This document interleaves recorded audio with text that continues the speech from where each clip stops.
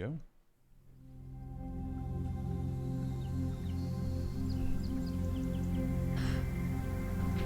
Where's the nature background? Black and white. There we go. Countdown background. No, I kind of did that one wrong. Oh well. Okay. That's alright.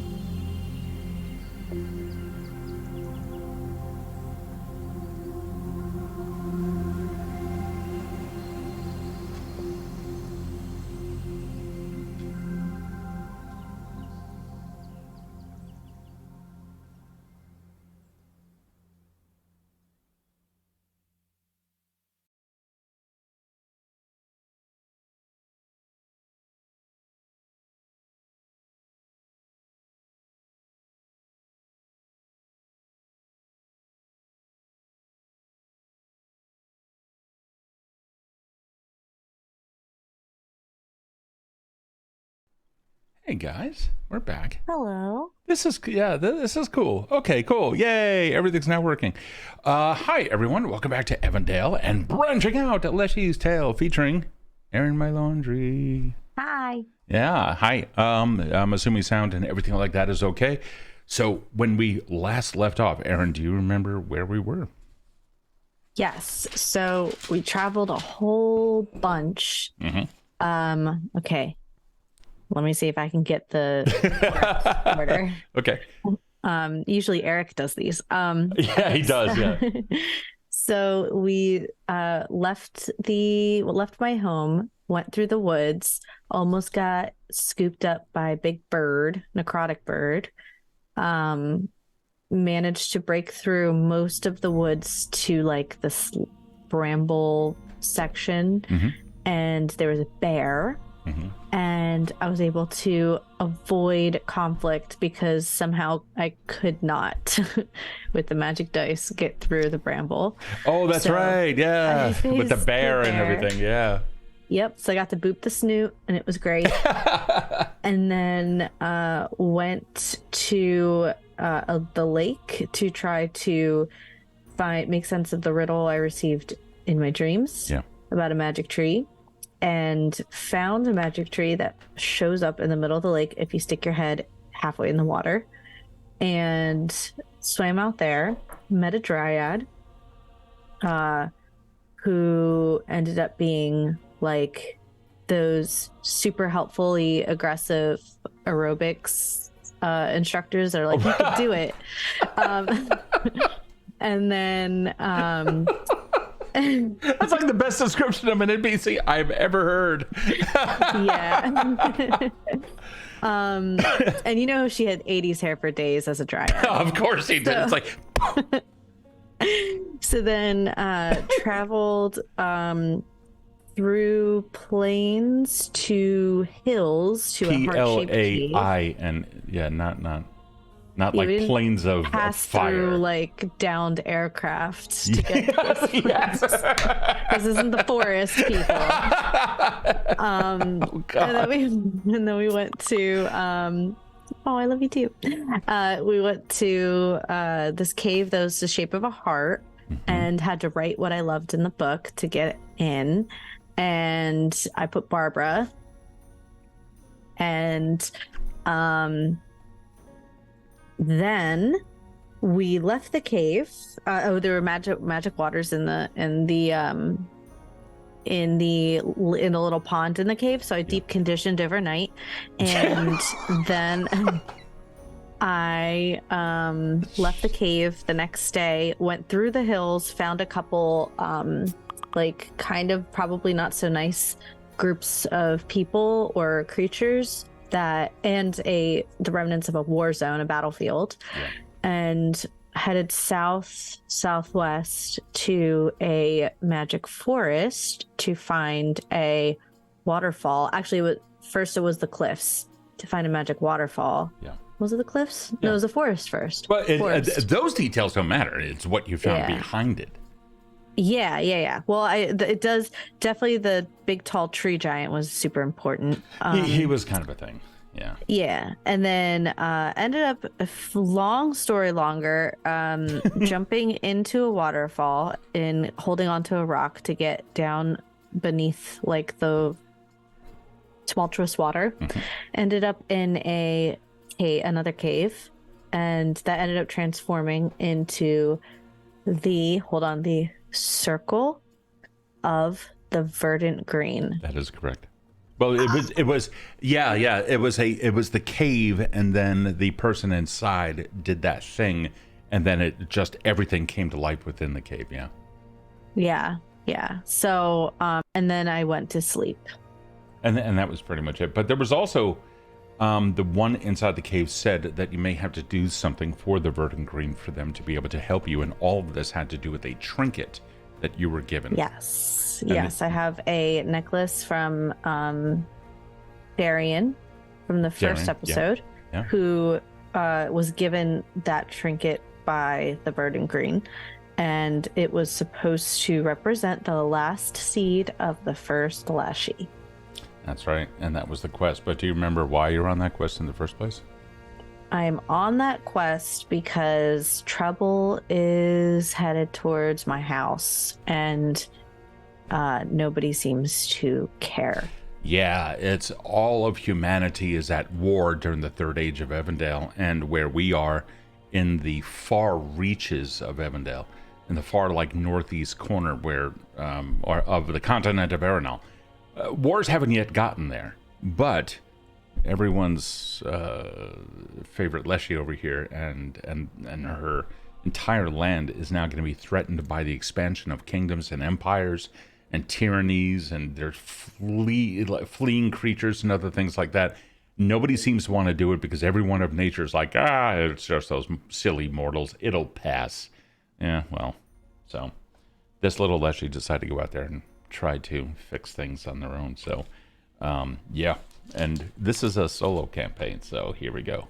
All right, are you ready? Yes. Only Flaps. It totally was a big day. And Only Flaps. Look who's in the middle. We got our own little Leshy here in the middle now. So this incredible piece of art here had been created by Only Flaps right over there in the chat. And What a good transition. Do that again. That was really smooth. Oh, you like the transition? Oh, yeah. Well, you let's did go that from manually. there That was good. to there. Oh, no, I was meant quick. from little to big. Oh, this one. You just did that manually. Yeah, I'm just totally doing it manually. Yeah. Oh. Yeah. So. Wow. But there we are. Look at the Cookie. Show me Hello, the baby. So. Look at the baby. I'd like to see the baby. I would like to see the baby. Barbara is in the pet cache right now, but she'll come out. Actually, it's been 8 hours, so she's out. Mm-hmm. So, you are in the cave with the dryad who you met earlier. Oh, God, she stayed the night? It's her cave. Of course. Cheers. What was I thinking? Good morning. Alrighty. So.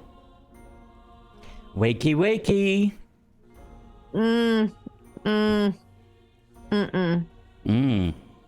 Lots of stuff to do. I have a friend that you're going to need to visit. And the reason for it is actually rather simple.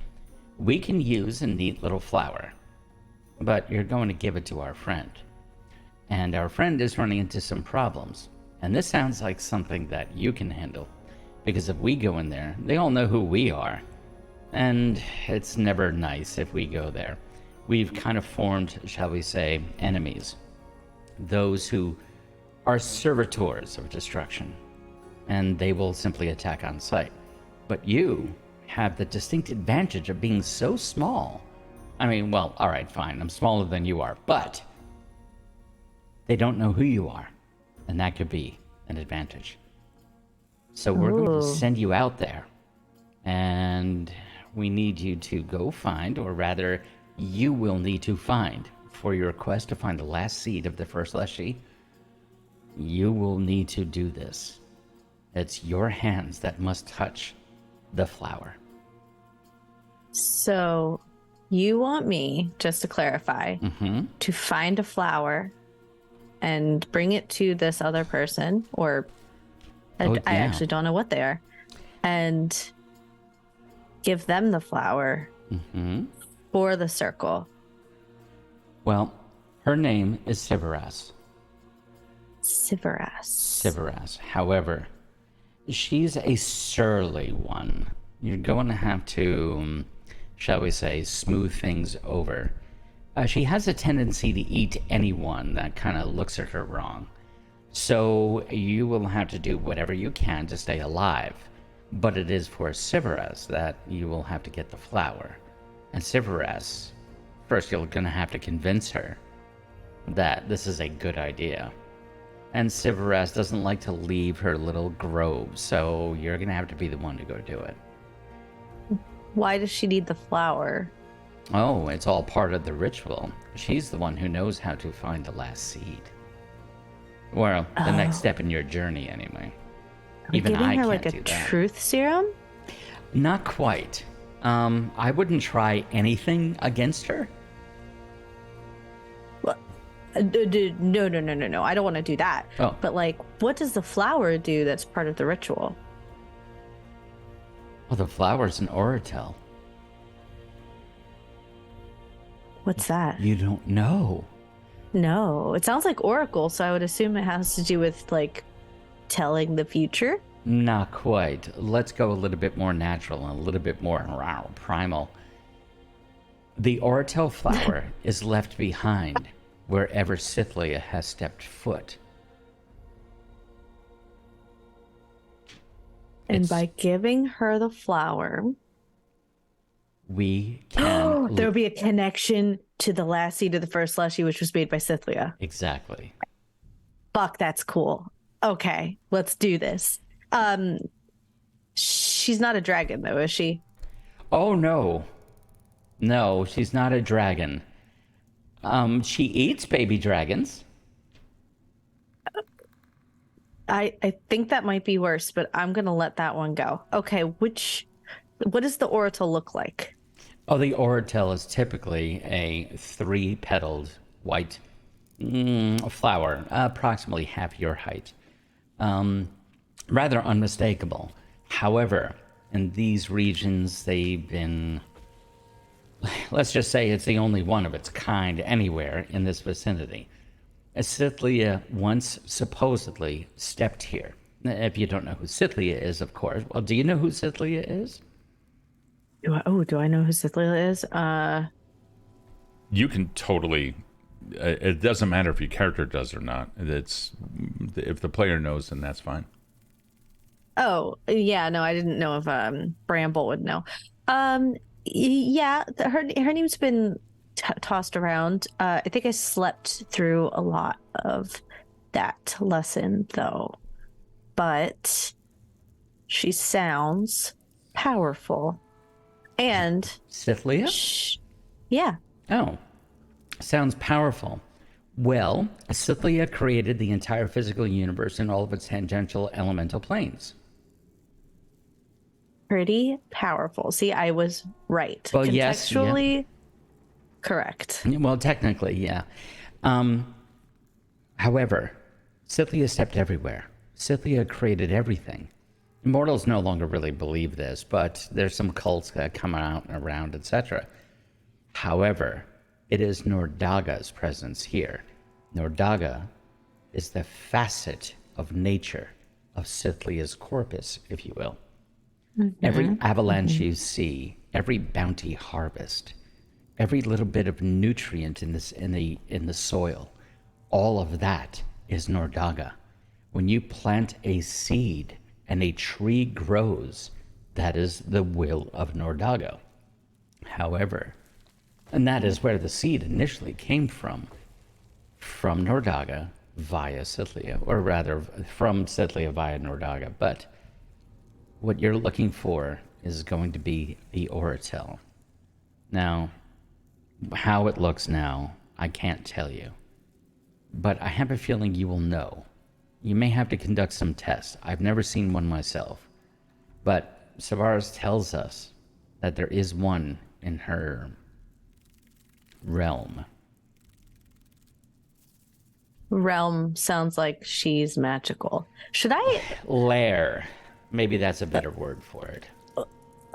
Okay, so that actually makes this question even more poignant. Should I be bringing any weapons with me? Does this sound like all I have are my...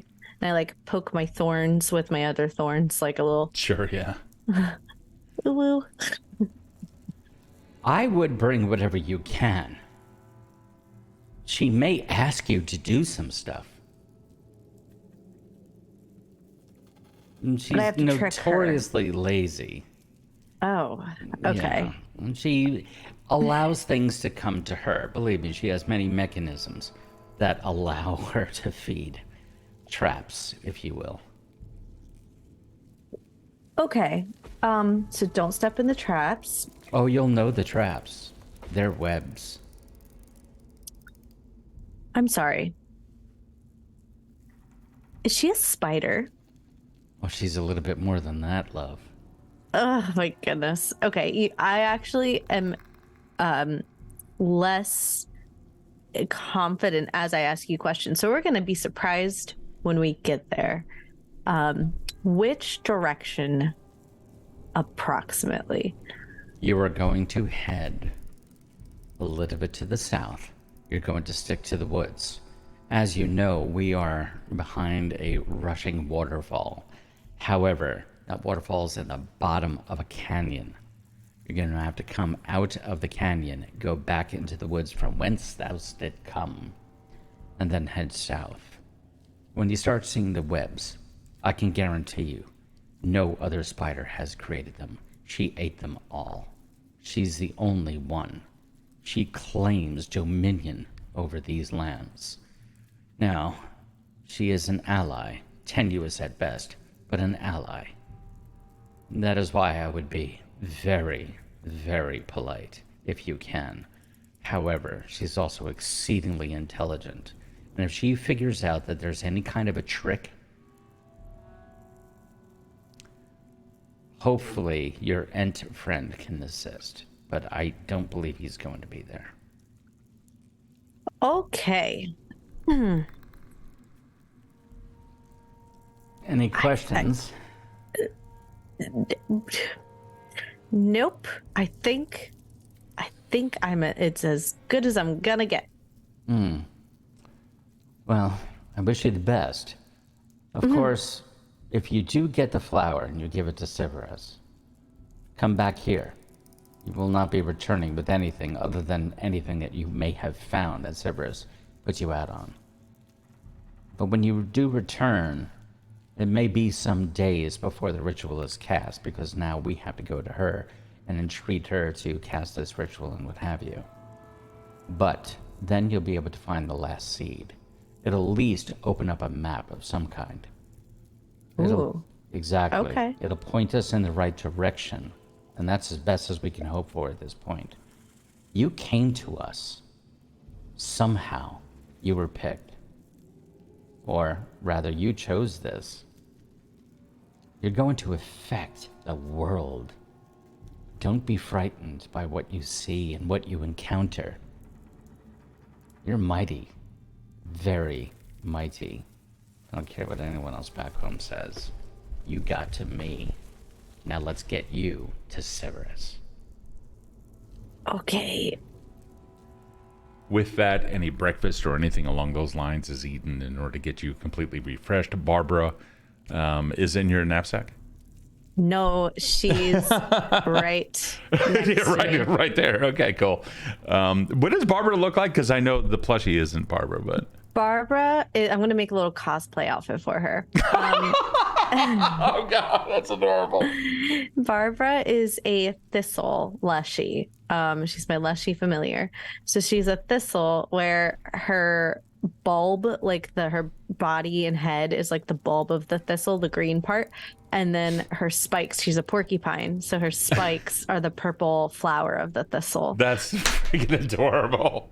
Yeah, and she's a big old lady, and I love her. She's now grumpy. we have to get Only Flaps too. If Only Flaps will accept that commission. Well, I think her commissions are closed, but once they're open, Yeah, once they're open. yes, Okay, cool. We'll get Barbara. Okay, cool. Having said that, yeah, they point you out up top. They say goodbye in front of the waterfall as you stand alongside the rushing river to back up top of the canyon wall and then into the woods thence. Perfect. Into the woods. That's exactly the way she said it. And into the woods thence. So, or no, Hey, she's outside of the cave. So yeah, no, now she's just talking normal. So when Bramble gets up to the top of the wall, we're going to assume that you managed to get up there. You came down with your vines clinging to the cliff face, and then you came down the waterfall, which was awesome. So Yeah. I assume you go back up that way. However, course. I'm going to sit back now and allow you to describe how things are going to transpire. Oh, okay. So we have to go So she gets to the top of the cliff and she kind of looks around and she's like, and Barbara's on the ground. She's like, well, the Dryad said southish, which is that way. Okay, hope we don't die. Let's go. She's gonna kind of like start with a little pep in her step, start heading in that kind of direction. You're the only person here so far, or rather, you're the only person on this journey. Are you leaving during the daytime, morning, afternoon, evening? Set the stage for us. I think so. She fell asleep and at night.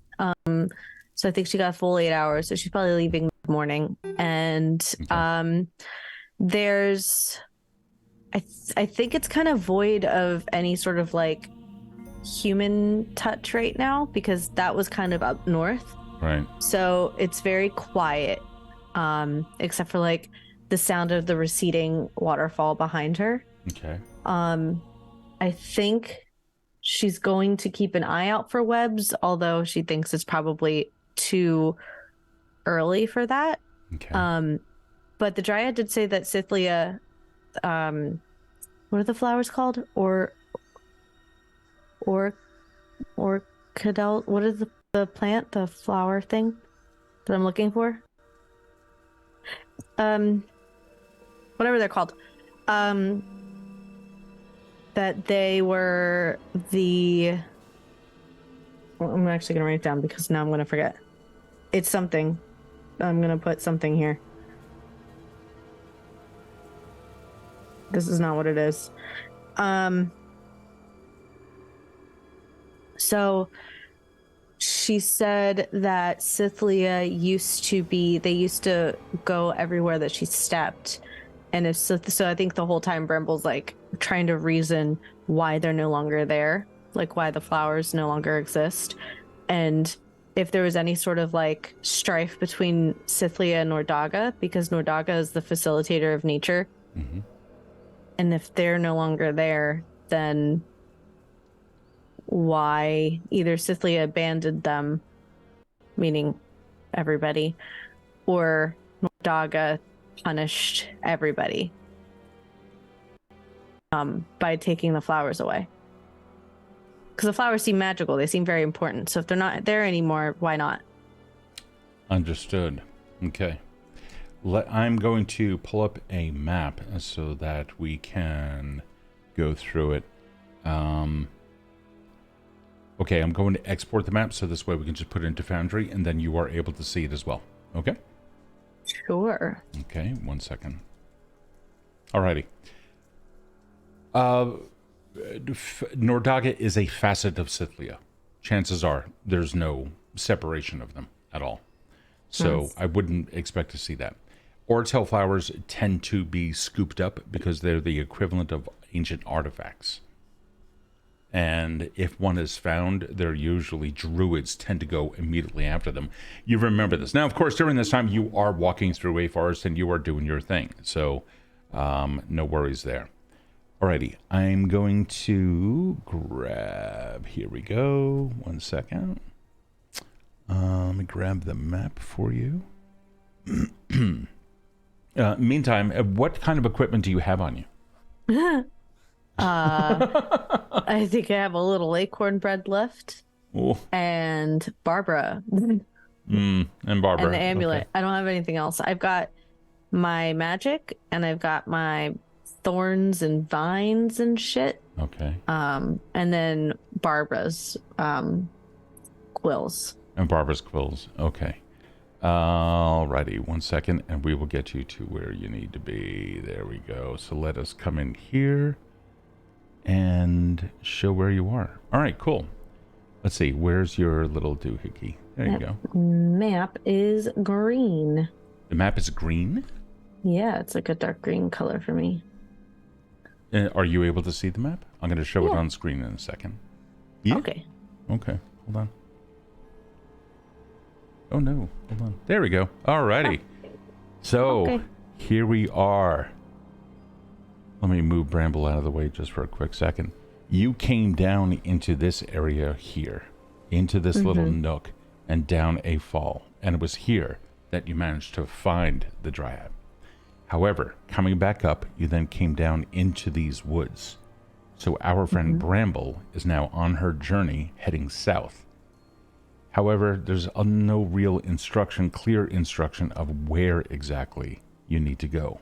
The woods in this area, as you come down, spread out. Their canopies so much taller than you that they seem to block out the light down on the ground. As the day courses on, and each of these hexes, again, just as a reminder, is 5 miles.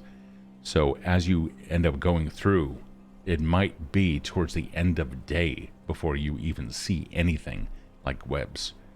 But I have some questions to ask you first. If you take a look at the map, you'll see some areas here are open in between the trees. Some, there's an entire grove. Others, it's thick and oppressive. Which way do you go as you journey through the woods? For the various paths ahead of you lie in different directions. Definitely not here. Like, completely out of that big old open area because of the bear and the bird. So she's gonna stay kind of like right here in the middle. Okay. This little tiny narrow thing. And she's gonna go straight down. And go straight down. All right, so you're staying on the outskirts of that and then continuing down. Okay, all right, and so you do. Chat, may I please have a D100? It's such a silly little nonchalant giggle. What do you mean? Because you were like, oh, no. I don't plan anything. The chat plans it for me. that's an absolute lie. I mean, they might help, but Alrighty, Laughing Jackal rolled a 36. Thank you, bud. what does it mean? What does it mean? I can't believe you actually saw a double rainbow the other day. Jackal, I'm gonna ban you from my server if it's bad. Come on, that's horrible. I'm just kidding. Oh, that's interesting. That's interesting. Okay. Okay, let's do that. Okay. Well. Oh, that's most... All right. Well, they rolled the dice. I don't have any control over this. Oh my god. So... Your feelings. You know what? Hold on. Right. I'm going to get some more wine. Hold on. This way you can have fun. This way I can have fun. I made apple bread. I should make him get me apple bread. I can't believe he finished that wine already. I gave it to him like 10 minutes ago. Hi, rabbit. Alrighty. You were unbannable in a server. Search your feelings. You know it to be true. What immunity? I know. Okay. Going through the forest, there are here and there small glimpses of other things that exist in this region. You see some herd animals far out to the east on the plains through the trees. You can smell their musk in the air as the wind whips through the various branches. But as you begin to go south, you still haven't seen any webs at all. The afternoon sun is already past noon, beginning to cast longer shadows down on the ground. And when you finally come into this area here, where it's a little bit of a clearing, I assume you stuck close to these tree lines, right in this area? I was gonna do the left side. Over here? Yeah. Okay. It's next to the trees on the left side of the yeah. Oh, like over here. Oh, Yeah. so you come down through this grove and come into that area. Okay, cool. Yeah, I stay out of the grove. Okay, cool. Let me see if I can, hold on for a second. Let me make her a little bit smaller. No, that's Bramble. Where's this size? Oh, it's already locked. Oh, well, I can't do it. Okay. It's okay. Anyhow. All right, cool. As you go through that area, the woods don't yield any clues. In fact, I need you to make a survival check. Okay, let's see. What is my survival? Is it good? It's been so long since we've played Pathfinder that I can't, I have to, look for the skills. Yeah, it is. You found it? Yep. 12. A 12. Not horrible. Going through, are you foraging? Are you attempting to do anything while you are in the woods in particular? I think if I were to forage for anything, it would be any sort of so I'd probably scoop up some mud if I can find wet dirt and any sort of plant that has topical healing properties. Okay. Even though I think I have a healing spell, but I just to keep it on me. Sure. I don't really need to forage for food. Okay, not a problem. So just as a reminder, Pathfinder 2nd Edition skills themselves can have several actions associated with them. So survival actions, for example, might mean sense direction or subsist, like you try to provide food and shelter for yourself, cover tracks, tracking, or what have you. Are you trained in survival? I'm not. You are not. So therefore there are certain things that you would not be able to do, one of which is to forage. But nonetheless, you can subsist, so you can try to find food and shelter in case you need it. So we're going to say that you are able to do that. You are able to do it untrained anyway, so not a problem. Perfect. And yeah, you kind of don't, you don't find exactly what you want, but you do find good substitutes. But of course, in that course of time, the evening sun has started to approach. The skies are starting to darken a little bit. And you can still see the glow of arrows far in the distance. Okay. Well, we need to find a good place to hunker down because darkness means death. She is gonna look up in the trees for a good little hidey hole. Up in the trees? Yeah, not too high, but enough that jumping animals can't really reach her. Okay. So here's how this is going to work in this game. Mm-hmm. So we are playing a crunchy system, Pathfinder 2e. However, I won't ask for die rolls if you can really dedicate time to the description of the action. Give me a better idea of what it is that you want to do, how far up you want to go, etc. The more detail you have, the greater the chance you'll be able to succeed automatically as opposed to leaving it up to the roll of the dice. Ooh. Okay. So Barbara, and I stick her, I was probably holding her, stick her down on the ground. She's still blue, apparently. We need clues. We need to find a place to stay for the night, and we need to make sure that necrotic birdies can't get inside, because that necrotic eagle from before almost killed us. Okay. You go on that side of the trees, and there's it's not too thick, but there's a little natural paths on the other side of the grove. That's cool. You go on those side of the trees. I go on that side of the trees. We say, oh, you can't talk. We say, if we find twice.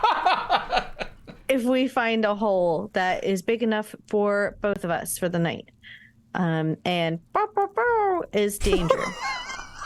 And if there's danger, you come to me and I'll protect you. That was if you found something. Did you find something? That's danger. Oh my gosh. Okay. You know what? We can't all be perfect. Do your best. I'm so confused. And Barbara goes off, and you just see a and again goes off and goes off down the path. So you, on the other hand, you said that you were going to go on the other side of the trees. Describe your action. Okay. I go on the other side of the trees. I look up. I'm like, Now, I can climb pretty high. Barbara's afraid of heights, or so she says. And it's getting a little dark. Ooh. If we could find a willow tree, that actually might be better, because then we can cover up the hole with the branches, and they'd be none the wiser. And I'm looking around for a willow tree. So you do. Give me a nature check. Nature check. Dun, dun, dun, dun, dun, dun. Boom. 11. Okay, not so bad. You have a +6. That's awesome. I do. So you know that willow is often found in they need a lot of water. So you end up looking around for some water. You do happen to find a massive willow. Not too far away. You can still hear Barbara foraging around in the forest, probably looking for truffles or something. I don't know. Great. Oh,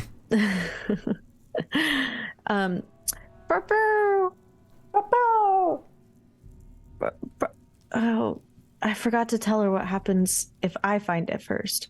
I found one. Are you don't sound like you're in danger. Are you in danger? You see there's like some of the underbrush begins shaking in the distance, and you see like this little figure scurrying across the ground, and she pops out around and like starts looking around, having followed your voice. Oh, okay, good. Okay, found one. Found a willow tree. We're good. So, hop in, and I open up my backpack. Oh, you're still down. All right, so you're still down. Yeah, not a problem. Oh, yeah. I'm gonna wait for her. And then into your backpack. And I'm gonna go like a kind of like a air spit into my hands.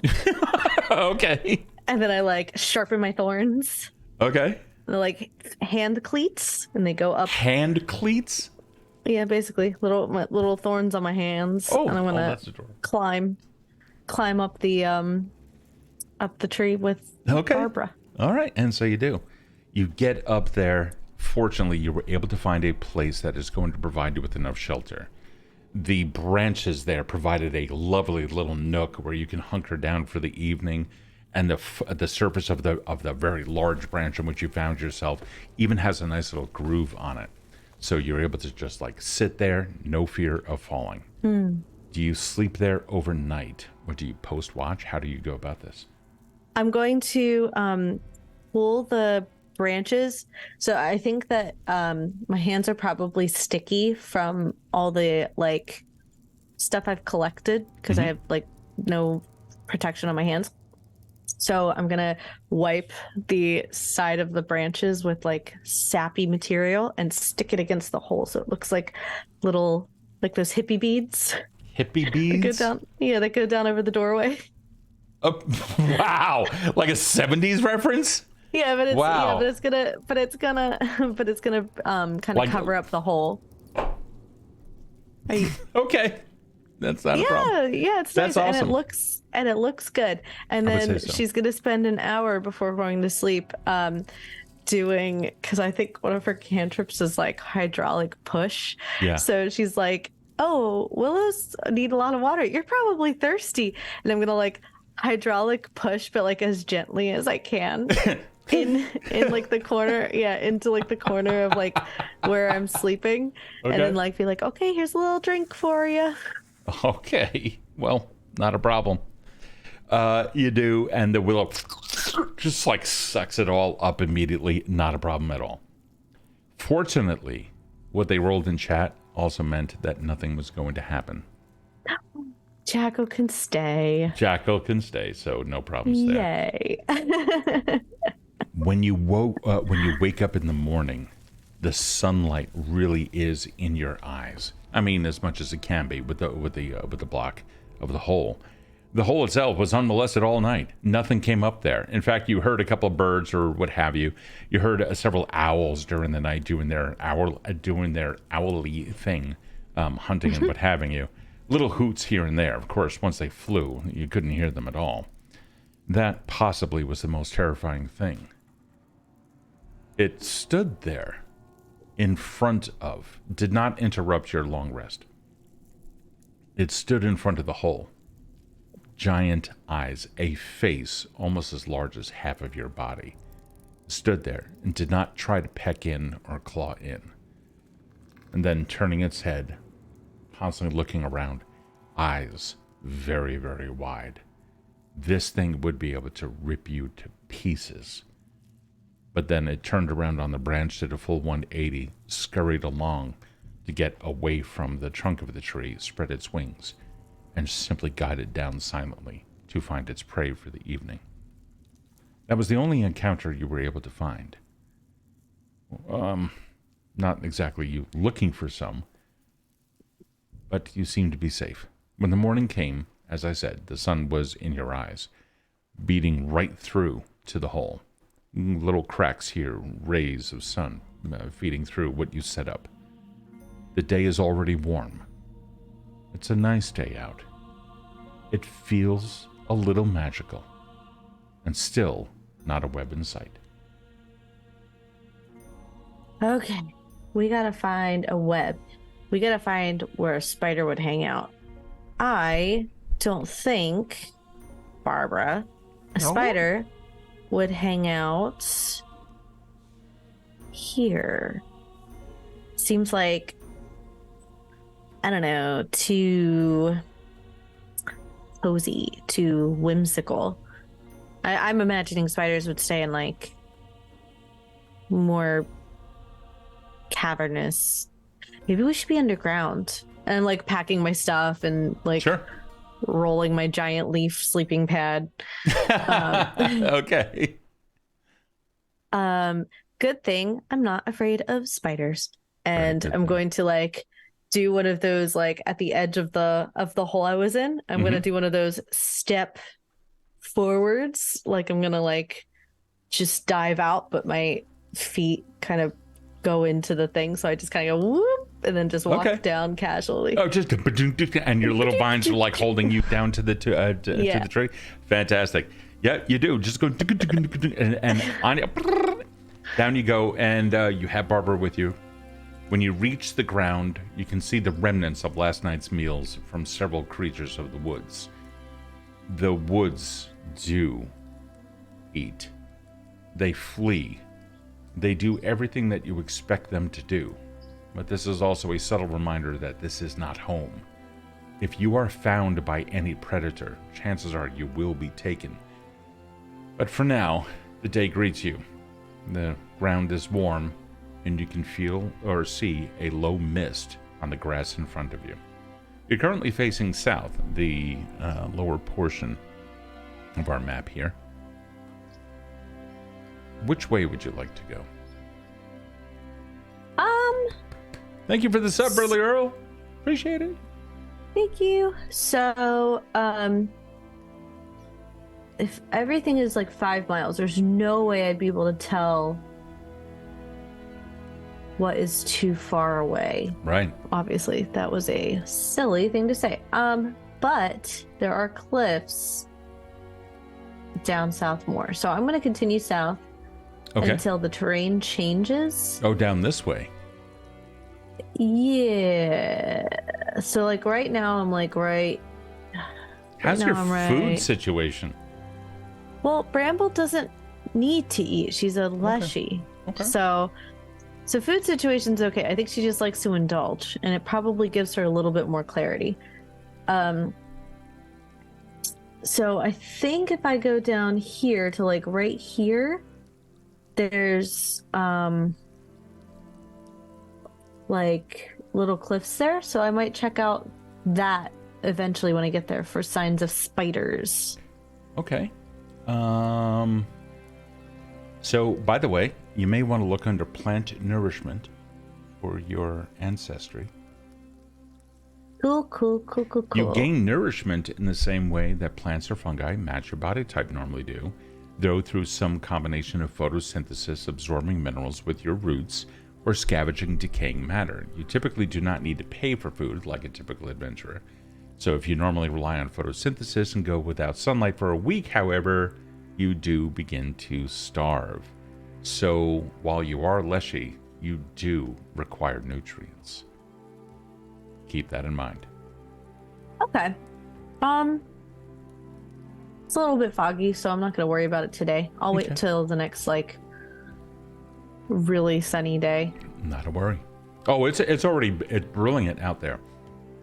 In case you want to, you totally can. You don't have to. FYI. Okay. I think she has, like, these little flower buds that, like, kind of, like, open up as she walks, like, when there's sunlight. That's adorable! And then, like, in this, when she goes underneath trees, they go, and then they come out and it's like little solar panels. Oh, God. Okay. All right. That's fun. Okay, cool. You continue going south. You hit the plains, and then you can see a mighty escarpment rising up out of the ground. And off to the west, you see the entrance to the caverns that you had just exited. Of course, it's going to take you about a quarter of a day just across this massive plain area. But as you do, I'm going to ask you for a survival check. Okay. Or nature, whichever you feel is going to be better for you. Definitely trained in nature. Okay, let's have that. Okay. Nature's a +6. Beep, beep, beep, beep, beep. 17. Nice. So you go out there and you're maybe 2 hours out or what have you from the morning. And you've traveled a little bit of ways already. Maybe 1 hex. So you're now outside of that clearing area and now looking out at the escarpment in the distance. And it's, it's small. It's on the horizon. But you're looking around and you're not getting the feeling that a spider like the one that was described to you is going to be anywhere in this vicinity. And you're venturing out into the world. The entire planet lies ahead of you. One little misstep, and it could go wrong. So you carefully remember the Dryad's words. It's in the forest to the south. You're in that forest, but you haven't explored all of that forest. Okay. Are there any little tiny birds, like friendly seed-eating birds, like chickadees or sparrows or anything nearby? We can assume yes, absolutely. Okay. Bramble is gonna, like, kind of sit there in, like, a mild disappointment. Like, she didn't think that the spider would be there, but maybe it would have been cool if she was. So she's gonna be like, I need, like, more of an overview of who lives where. So who's, like, the neighborhood watch? And then she sees, like a sparrow or something, and she's gonna be like, excuse me. And then she's gonna look at the wings and the neck and be like, sir, can you help me? Sir. Can you help me? I'm looking for, honestly, I'm looking for danger, but, yeah. Can you help me? Do you have anything that allows you to talk to animals? I don't know. I think she just talks to animals just to talk to them. I don't think she knows if Barbara can understand her. All right, that's fair. That's fair. So this bird. You know what? Fuck it. She's just assuming if it happens, it happens. It's great. Okay, cool. All right. Well, you see the bird kind of like stops for a second, kind of looks up at you, doesn't really see you as a threat, and you're talking to it, and it just kind of like goes back to pecking at the ground. And then the second you take another step closer, it goes. Ah, shit. Okay, hold on. I have something. I'm gonna take probably one of the last pieces of the acorn bread. gonna say, here. I'm gonna break it up real small, and I'm gonna throw it like halfway between me and the bird, wherever it landed. Oh, it fucked off. But we can say that there's another one. Absolutely. Yeah, another one. Okay, sure. Yeah, you do. And this thing is like, stops, looks at you, gives you ye old bird side eye, looks at you, hops a little bit closer, kind of does the whole thing again, hops a little bit closer. I'm gonna like give it a little tiny piece, like toss it just in between us. Give me, let's see.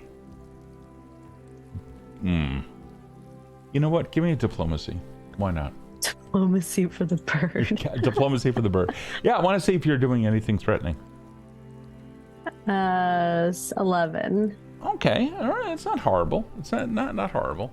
The bird seems a little bit cautious, kind of backs up for a little bit, and you see its wings just for a quick second when you start. What? I have wild empathy. All righty. Okay. So I have a connection to creatures of the natural world that allows me to communicate with them on a rudimentary level.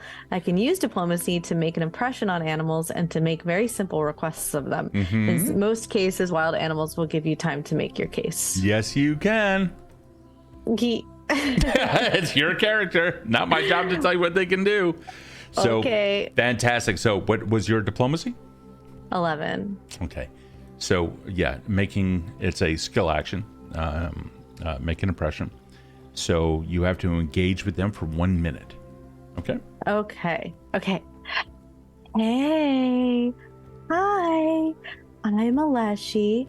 My name's Bramble. Here's another piece of acorn bread. It's my absolute favorite. It comes forward, like it takes it, backs up a little bit, and like chugs it down. Yes, it's so good. I'm sorry I ran out of lavender jam, but if you are interested, I have a little question for you, maybe a proposition. I'm looking for, hold on, I'm gonna give him another piece. Comes a little bit closer. And I slowly, as I'm handing the other piece, like setting it down, I'm gonna get down on the ground where there's like dirt.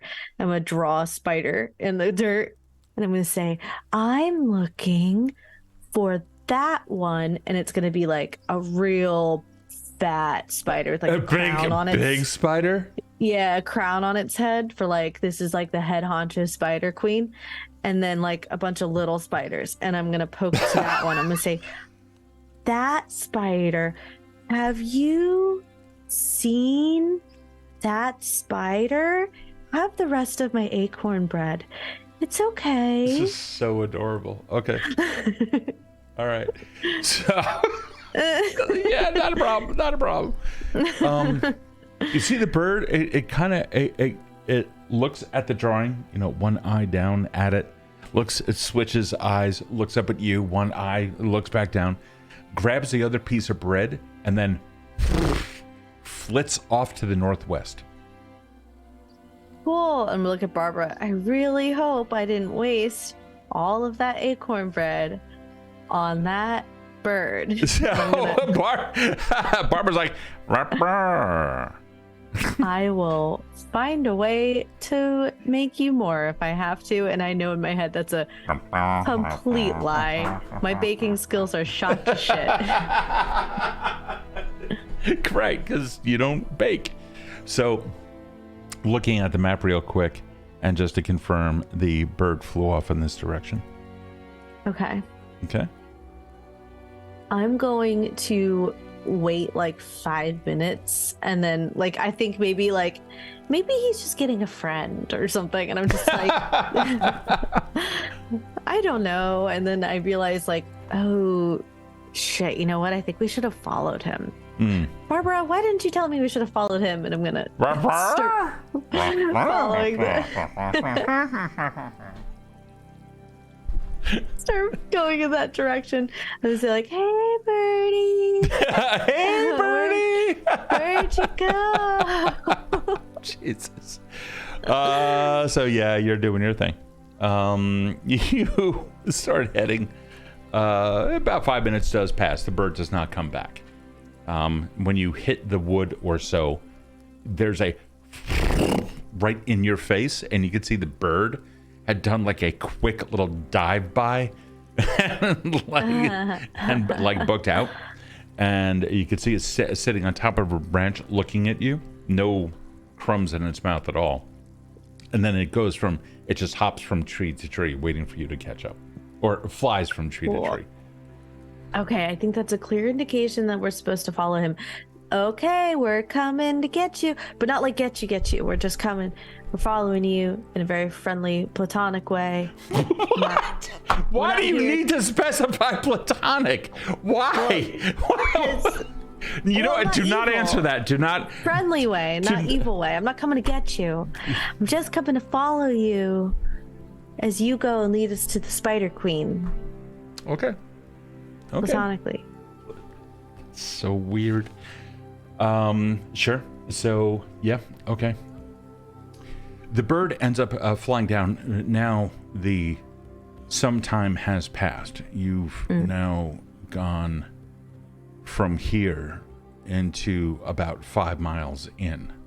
The bird now has, like, it's starting to tucker out a little bit, lands down on the ground, it gets a couple of worms, feeds itself, but you can also tell that it's kind of itching to get back to what it was doing.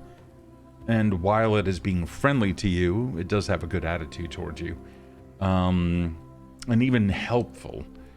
It's feeling a little bit of pressure. Probably needs to feed some fledglings or what have you. So the bird lands on the ground in front of a particularly dark patch of woods. Prior to this point, the trees were separated by about, 10 to 12 feet or so, all right? 3 or 4 meters. And everything's okay and travel's nice and easy.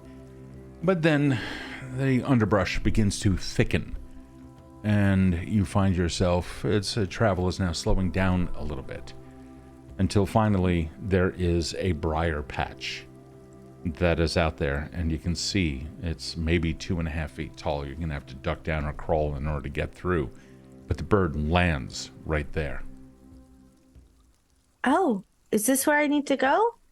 And the bird just kind of looks, gives it a side eye down there, and then kind of tilts its head a little bit and gives you a side eye.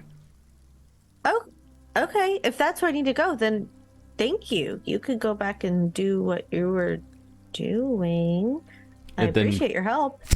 It like flits off for a second, but then out of the corner of your eye, you see a continuing ebbing motion back and forth, back and forth, back and forth. Are you nervous about me going in there? Should I not? No, you look in that area, and what you see is the bird flapping wildly mid-air. It's stuck in a web. Oh, fuck. Shit. It's about 15 feet up. I'm gonna go to the nearest tree that it's connected to. Okay.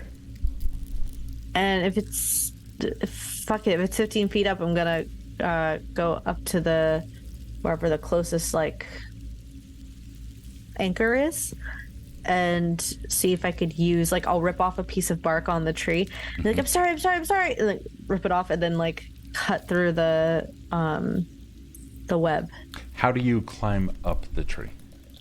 I use my hands. Okay, so not a problem. So you are climbing up the tree. Out of the corner of your eye, just on the opposite side of the grove, maybe about another 7 to 9 feet, you see something skittering up another side of a tree. It comes around the bark, and you can see a spider about it's about 3 feet wide, and gets over to that side and hops over onto the web. Just as you're getting up there, I need you to make an athletics check if you would like to speed up a little bit. Yes, I do. Oh my god. You've got a family. Where the fuck is my athletics? Here it is. Get home to your babies. Fucking 20. Dirty 20. Yeah, dude. So you are up there. Now, I want to remind you, just as a Pathfinder 2E, so that is an athletics check. Now, there's several things that you can do. First, are you trained or untrained? Trained. Awesome. FYI, the vast majority of athletics actions are untrained, so you're okay. It's only disarmed that requires you to be trained. Do you have any feats? Let's see. I got Like combat climber or anything like that? nothing that would help. That's okay. That's okay. So your athletics actions are: you can climb, of course, that's easy. Force open, grapple, high jump, long jump. I'll allow you to use those. Shove, swim, trip, and disarm. None of those are really part of what we're doing now. But if you want to use a jump of some kind, that's going to require 2 actions. In that same amount of time, it can move double its stride to get to the bird in the weapon. So it comes down to initiative. You can roll athletics, or you can keep the one that you rolled, which was a 20. Yes. Okay, cool. All right, hold on. Ooh. It has climbed up the tree. You two are about the same pace up. What do you want to do in order to get to the web before it does?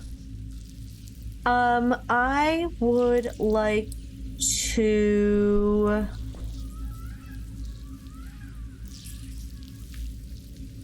Shit. I would like to... I actually want to get as close as I can to where I could also take 2 actions to cast a spell. Not a problem. Sure. So you know how far away it is. You can move up closer to where the web is, completing the full 15 feet. So that's going to be 1 move action. You have 2 actions left. Okay. Just from looks, does this spider look particularly authoritative in any way? Does it look like a normal, a crony kind of spider, like the size? Obviously it's nondescript, but does it give a vibe? Give me a perception check. Cool. Is it actually a vibe check? It is, yeah. Perception in Pathfinder 2E works a little bit different. Okay, hold on. It's where's my perception? Here it is. I got it. 14.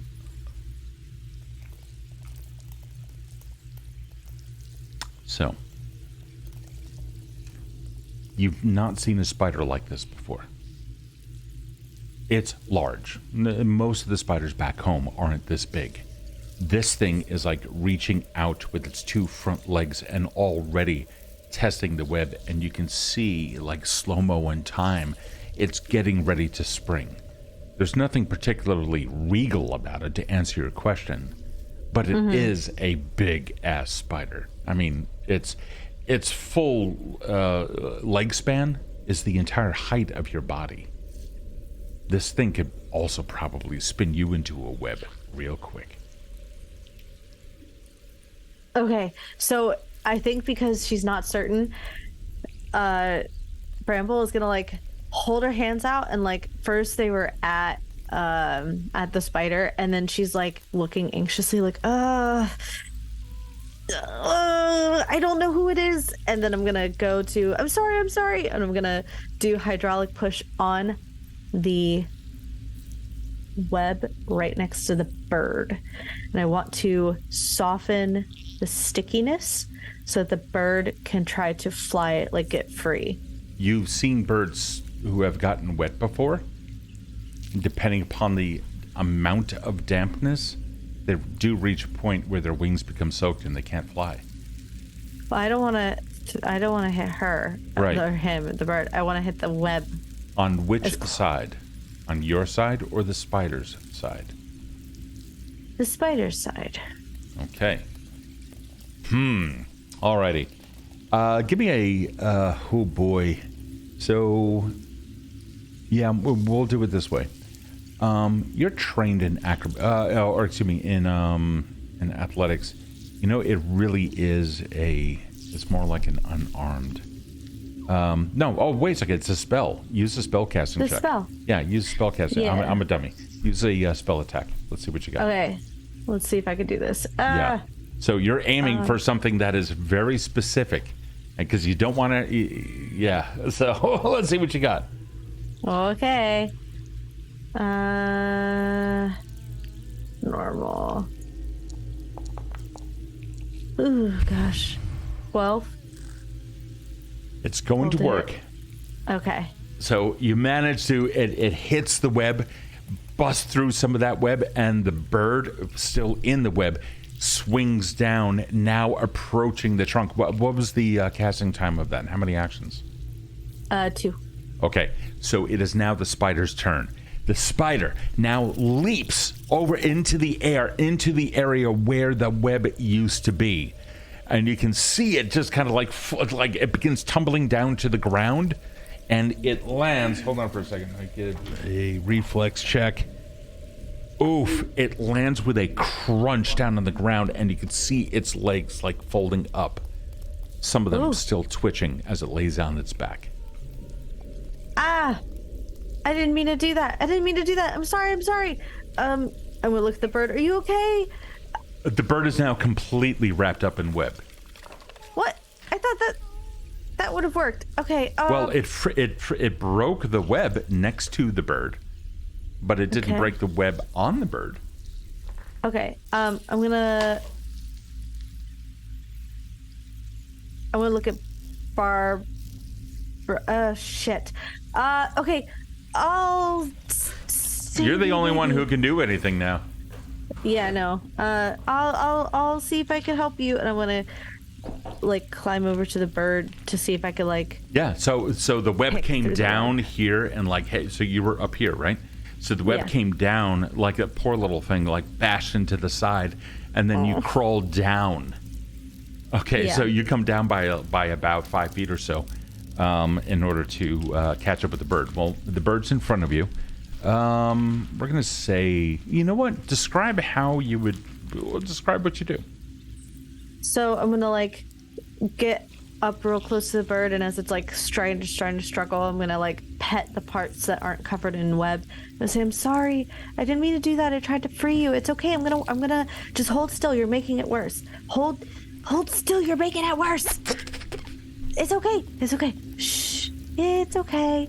Acorn bread is delicious, and I know you liked it." What are you doing during that time?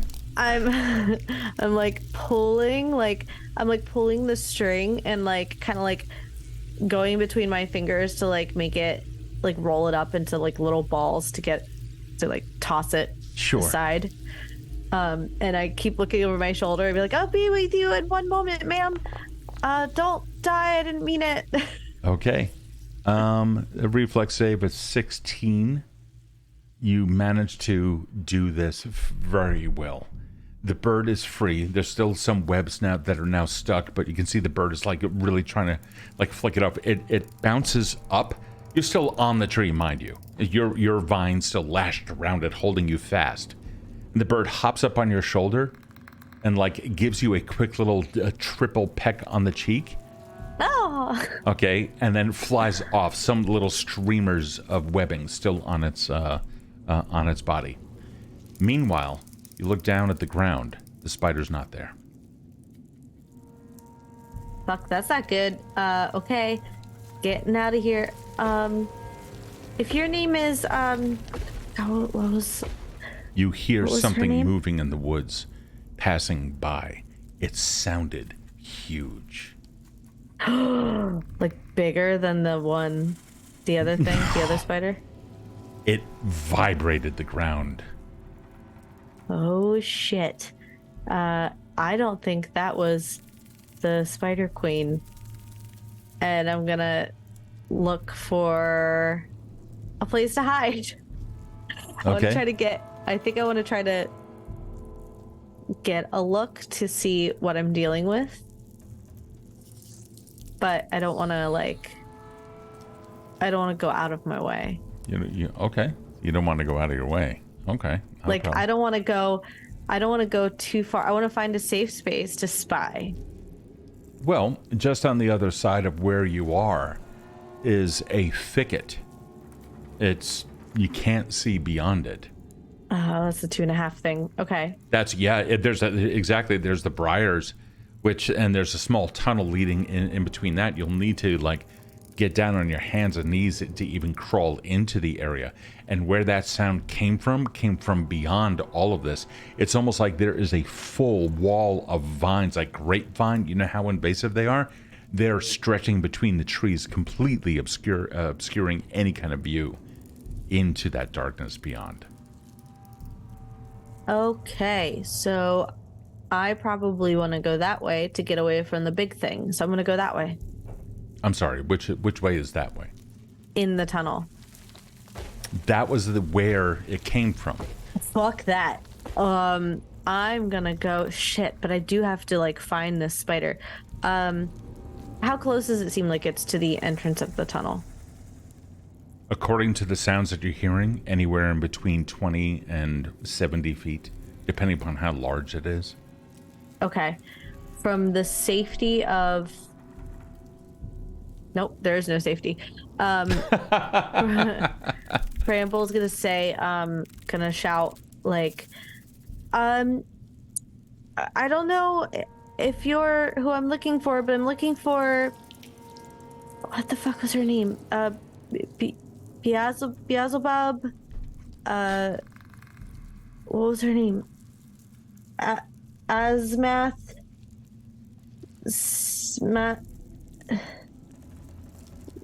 Zephyrus?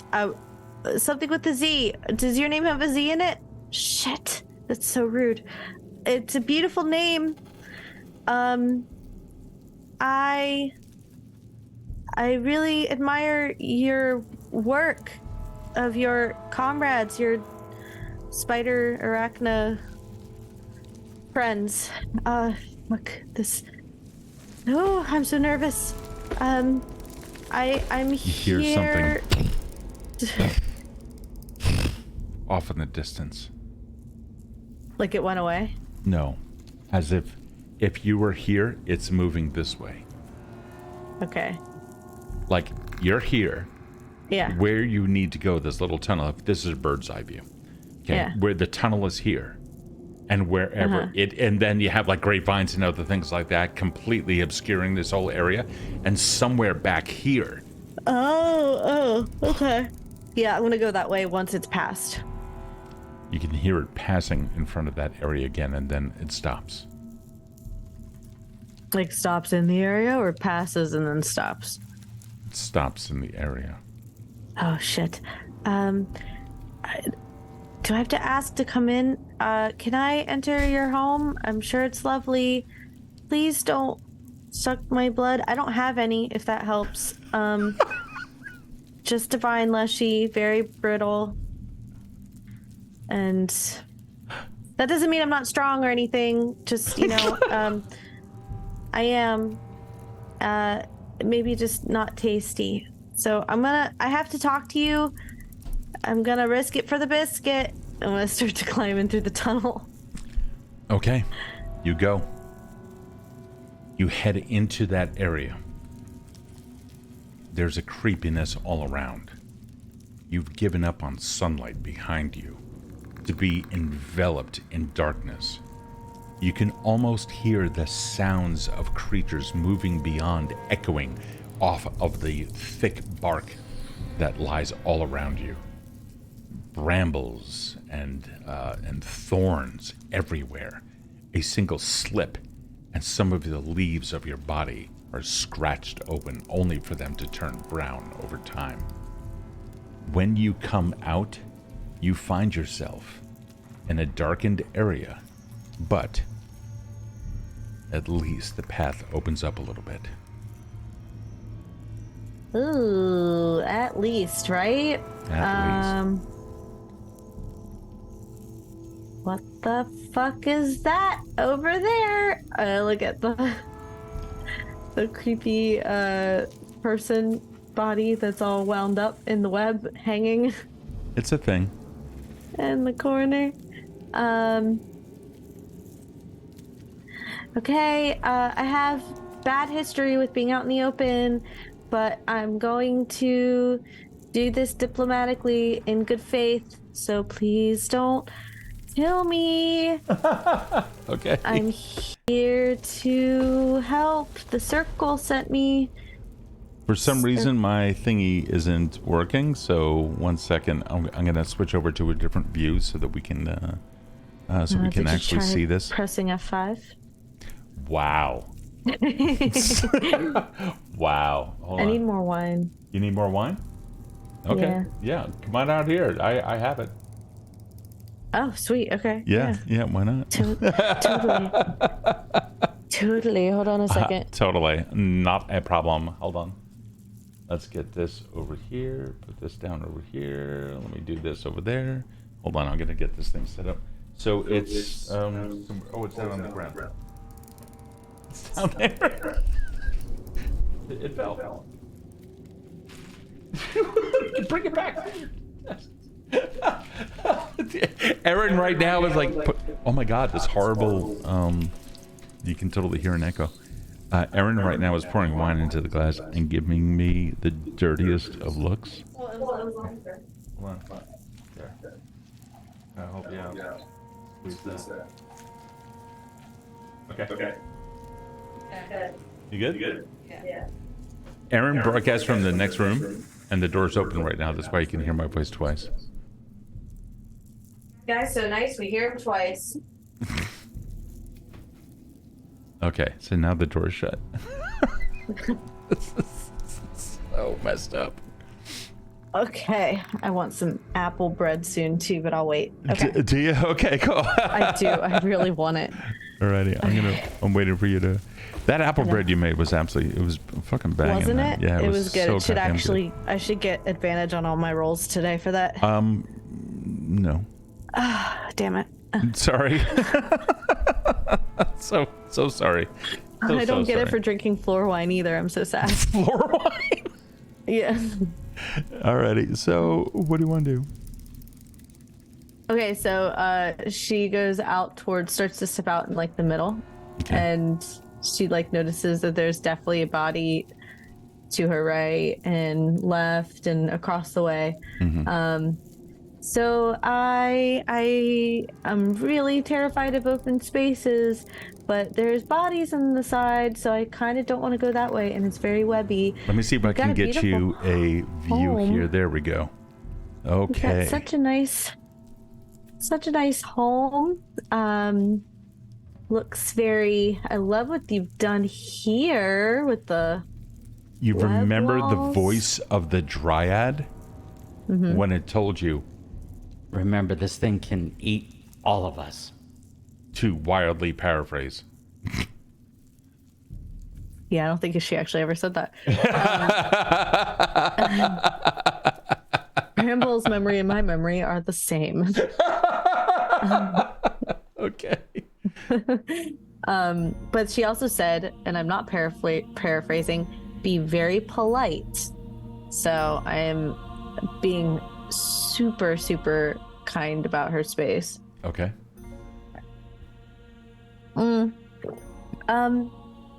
I don't know if you're familiar with this dryad. I actually don't know her name, but I promise you she's a real dryad. And she told me that I have to find you, that you were going to send me on a mission, and that you were incredibly powerful and really intelligent. Like, all she did was talk about how smart you were, and I like to read, so maybe we can exchange book references someday, but right now I'm just here hoping I don't fucking die. I'm like going closer to like that middle log in case I need to make a quick dive. Like under it or something? Yeah. Okay. All right. So, there's another body over there. I didn't see that one. It's lovely. Honestly, your weaving skills are exemplary. You hear a passing. I have no idea why my voice just did that. But you just it was heard like a hit. super mysterious. Super mysterious. There's a loud thunk, thunk, thunk passing from here to there, just outside. this whole area completely obscured by mist.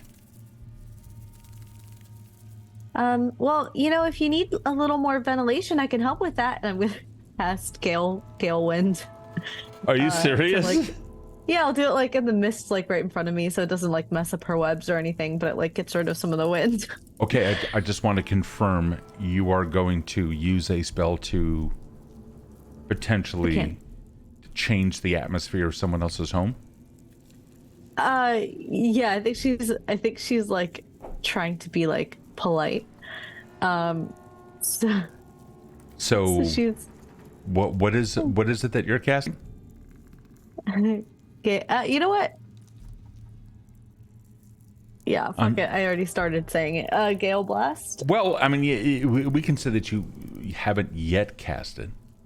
Okay, But, like a little tiny like gale fart comes out of my hands. Well, gale are usually 75 miles and above, so. Yeah, that's why I was like, I start to do it, and I like stop really quick. I'm like, maybe I shouldn't do that. Yeah, you've laid down such a beautiful mossy floor. Okay. I mean, I don't know. I could help you with stuff around cleaning up a little bit if you need help with that. I'm not sure what she told me you were gonna ask me to do, but I am. You hear something in the background. A sound. I turn around.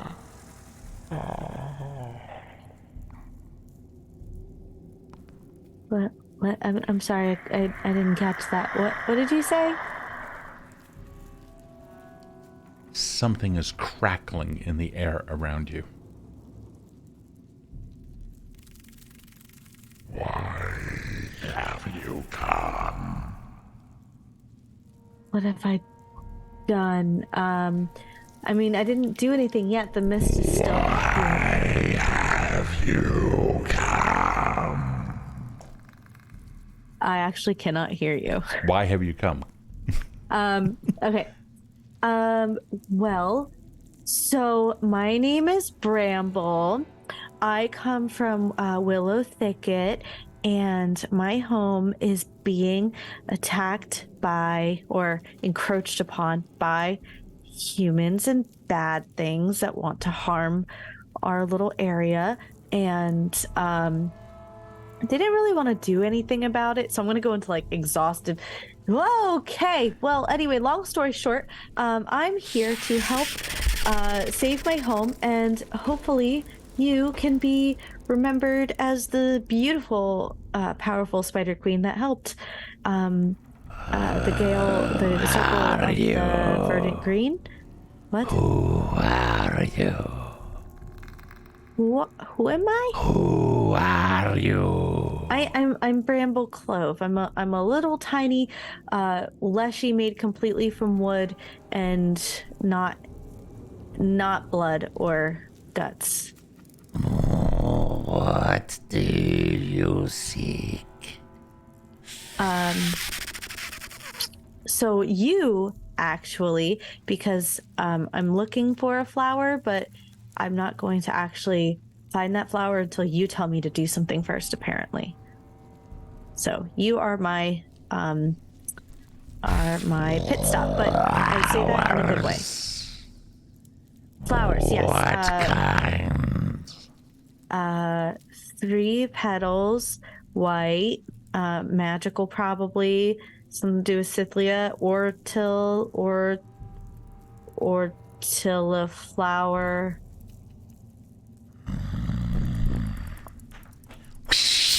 You see a web shoots out and connects to the log directly in front of you. And you can see she's now puts one massive leg out onto that web, and then the entirety of her body swings under it, hanging upside down. And at a steep angle, she begins to climb down the web to come ever so closer to you.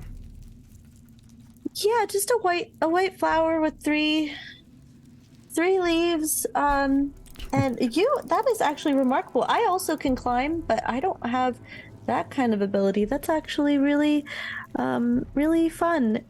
Please don't kill me. Oh my goodness. So I'm here to help you. And then you're supposed to help me help you.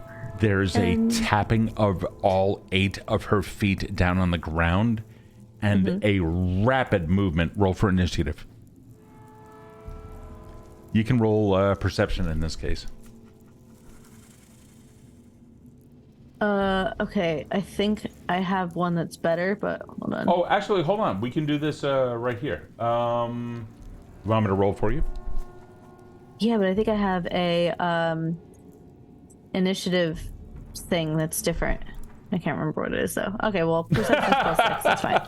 Well, harmlessly cute is not going to work in this case unless you want to turn it on. That's going to give you a +1. Do you want that? Fuck yeah. You got it. Okay, that's totally cool. So you get a +7. That's an 8 + 7 for a total of 15. Oh, she rolled a 4 and got a total of 16. Why does she have a +12? I know. She immediately like leaps over you, stands over you, but 2 of her front legs are like in front of you. The rest of her is behind you. And you can hear like mandibles behind you clicking together. What you looking for? Literally a flower. It's a flower, but I don't know where it is. You're supposed to know. And I'm supposed to give you the flower. I'm telling you the truth. Who sent you? The dryad from the Circle of the Verdant Green. I'm gonna hold out my trinket thing. Give me a diplomacy check. Yes. Do. Where are the skills? There they are. I don't know why the skills are a hand. Boop. Ooh, that's a 18. That's going to be against her will. Oh gosh, she's such a queen though. You know she's got it all. Oh yeah, she does.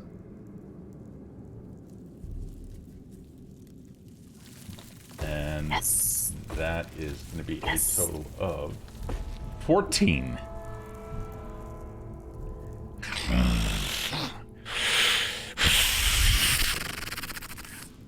She takes a step back upon seeing the trinket, and you can see her legs like come up off of the ground, like as if to attack something in the air directly in front of her. They lash out wildly while the rest of her body like skitters back just for a moment. Where did you get that trinket? Does it look like it actually physically harmed her, or is she No. just like traumatized from it? You got what I described. I fucking knew it. Okay. Well, my friend gave it to me, but it's mine now. It's a guy named Darian. He had it. He got it from the Circle of the Verdant Green, and now it's mine. But it can't be yours if you want. I'll give it to you. You can have it.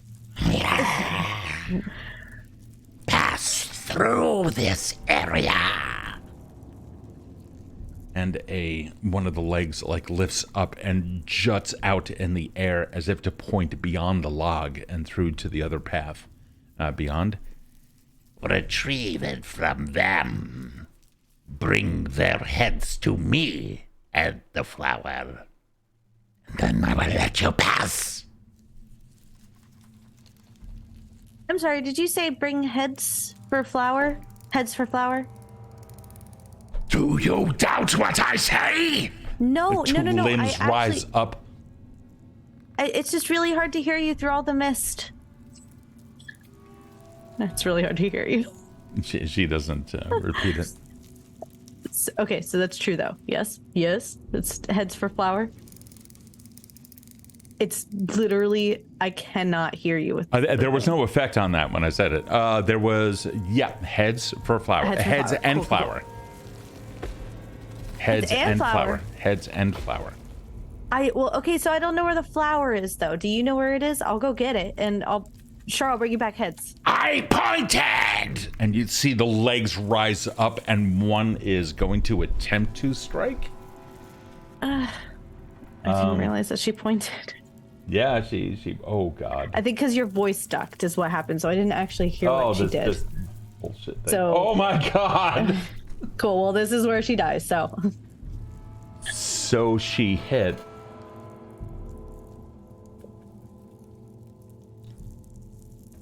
How many hit points do you have? more than 7. Oh shit. So, you have 2 hero points. You can spend both hero points. Hold on, I have to remember. I remember in Pathfinder 1, it was you can spend two hit points or 2 hero points to prevent a killing blow. Let me just describe. Yeah, you can spend all your hero points, a minimum of 1 to avoid death. You could do this when your dying condition would increase. So yes. How many hit points do you have? 17. Oh shit, hold on. Her attack is going to do 13 points of damage to you. Okay. So that thing comes through and so there was an effect? What effect? Not in this case. That was a smack across the face. Cool. Maybe it unclogged my ears so that I can hear her next time so that I don't get almost killed from that. Yeah, she Cool. like lashes at you. You end up taking it. Well, you can describe how you take your own damage. You are allowed to heal a hero for this, Ryder. Yes, you are. However, Bramble, what would you like to do? She's taking all of her actions. Bramble's gonna be like, okay, I heard you, even though she didn't hear her, and she's gonna run like, I'll get you your flower. I'll find it. Don't worry about me. I got it. I'm like covering my face with like vines and shit. Okay. As I head towards whatever direction she Did she point towards where I needed to go, or did she point to I can't go there? No, she pointed straight down to the opposite path. She pointed down here. That's where I need to go. That is where she pointed. I can't tell you if that is where, I cannot confirm objectively if that is where you need to go, but that is where she pointed. Oh, see, I heard that she pointed, and then you said you can go. She stabbed the air in the direction of the other path, like leading out, going that way. So she's pointing to this area, and right now that is the only area that you can leave at. All right, I'll follow that area, and Okay. I'll just try to disengage and leave. Okay, cool. Yeah, she doesn't chase immediately. Okay, cool. I'm gonna keep running. Fuck Okay, that. I'm waiting for you to move your token on the Oh, BTT. sorry, I was taking notes. Cool. Bye. Okay. She steps forward in a rush and like plants her 2 legs like on that log and then rises tall above you and just watches you leave with a like Cool. You could see like drool coming out from between the mandibles underneath her 8 eyes. Cool. Never going back there again. So now I will keep going until I reach no more mist. So you go through that area. There are brambles and whatnot. It is extremely dangerous. There are thorns that are scraping at you. However, there is one point there where you recognize there's a small trickle of water that kind of forms a small little pool in the path before bleeding out to the other side of the path. Mm-hmm. There's something reminiscent about that water. Does it look like the water from the last waterfall? It looks like the water in the cave. That's the healing water. Cool. I will run through it and kind of like stick as I'm running, stick my face underwater. Take it. It's like mud all over your face really quick. Exactly. Okay, cool. Alrighty. You do. And let's see here. I just want to make sure of something. That heal a hero is... Yeah. Yeah, somebody cast that. Thanks, rabbit. I think it was rabbit. That is going to be a D10 plus or times your level. Oh, fucking sweet. Okay. So, rabbit, if you don't mind, can you roll a exclamation point D10, and let's find out what that is, and that's gonna be times 1. Let's see how many hit points you get back. Thank you, Crazy. That's what I needed to hear. Hey, Raffle, welcome back. Let's see what you got. Go hence for flower, take from them and bring back. Cool. There we go. So that's gonna be 7. So you get 7 hit points back. Plus my level. Times your level. Oh, times my level. Cool. Right. Okay. So that's gonna be plus 7. So there you go. Perfect. I feel so much better. The power of nature compels me to find this flower. So you continue through, I assume. Yes. Alrighty. Going through the area, this is not a comfortable place to be. There, first off, the darkness, though in the middle of the day, is rather unsettling. But you can hear as you go down the path, and it takes you a little bit of time.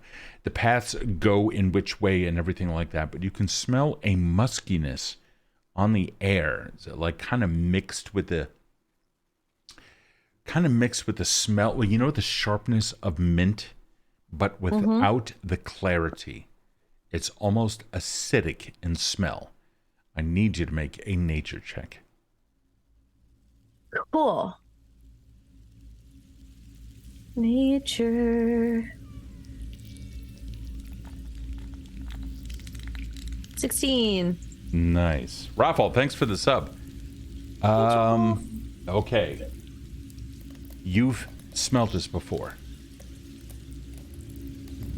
It was a long time ago, but you remember in the shadows, thanks to an umbral realm which is closer to home, certain things came out of the shadow plane a long time ago.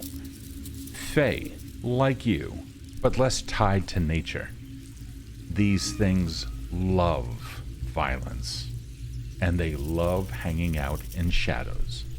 And you remember, some years ago, encountering some, and that smell.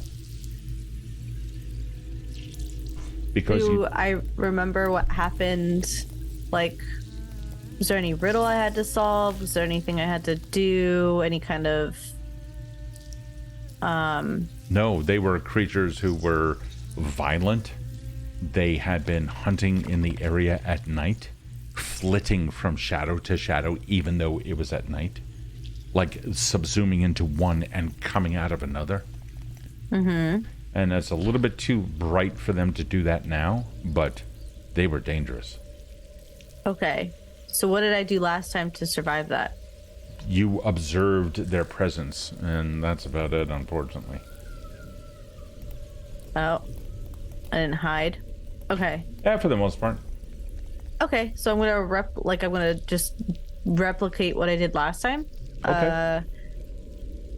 And you said it's getting close to dark. Yeah, I mean, where you are inside of this place, it's already kind of dark because that's just the way it is here. It's really, really bad. Okay. I want to find a place where I can hide. Mm-hmm. But there's no wonkiness in like the shape of the walls, because I want to cast light to encapsulate myself in light without shadows. Ooh.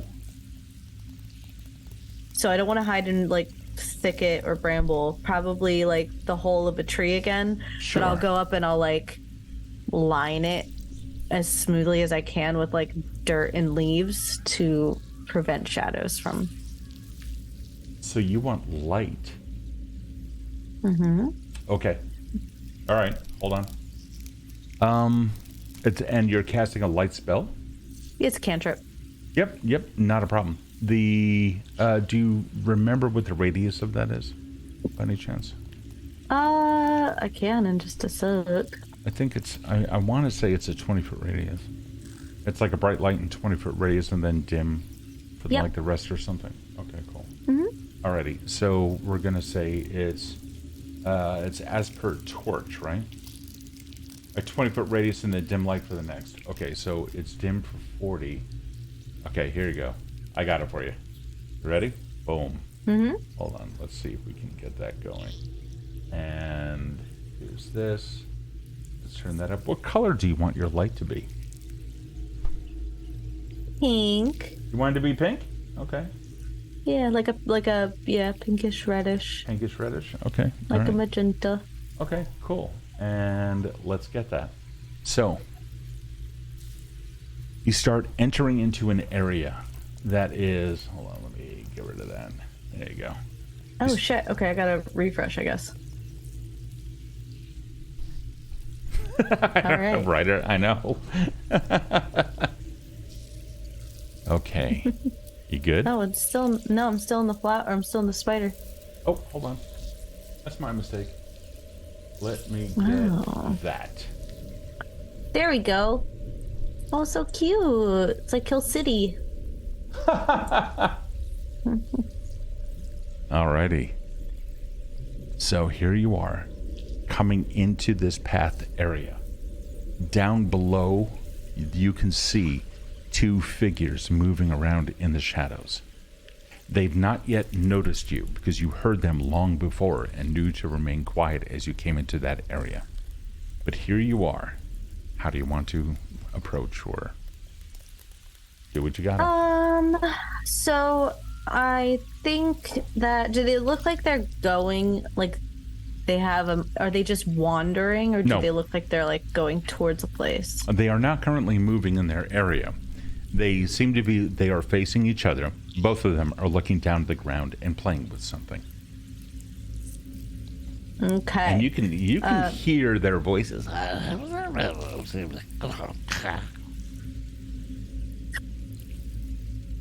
Not interested in what you're selling. So I'm gonna go this way a little bit. Okay.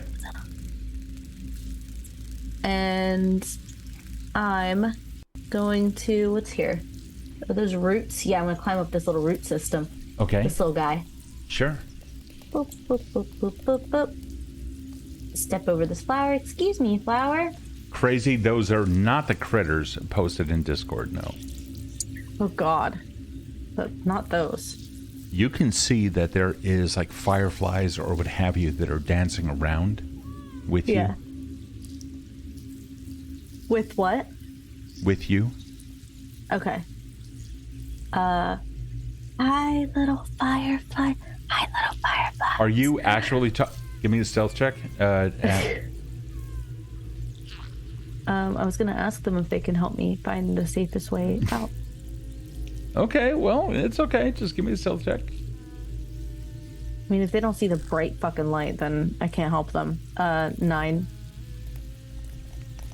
Yeah, it's a little bit it's a little bit different. So let's see. Hold on. Okay. I was also whispering. Okay, that's fine. That's fine. There's at one point a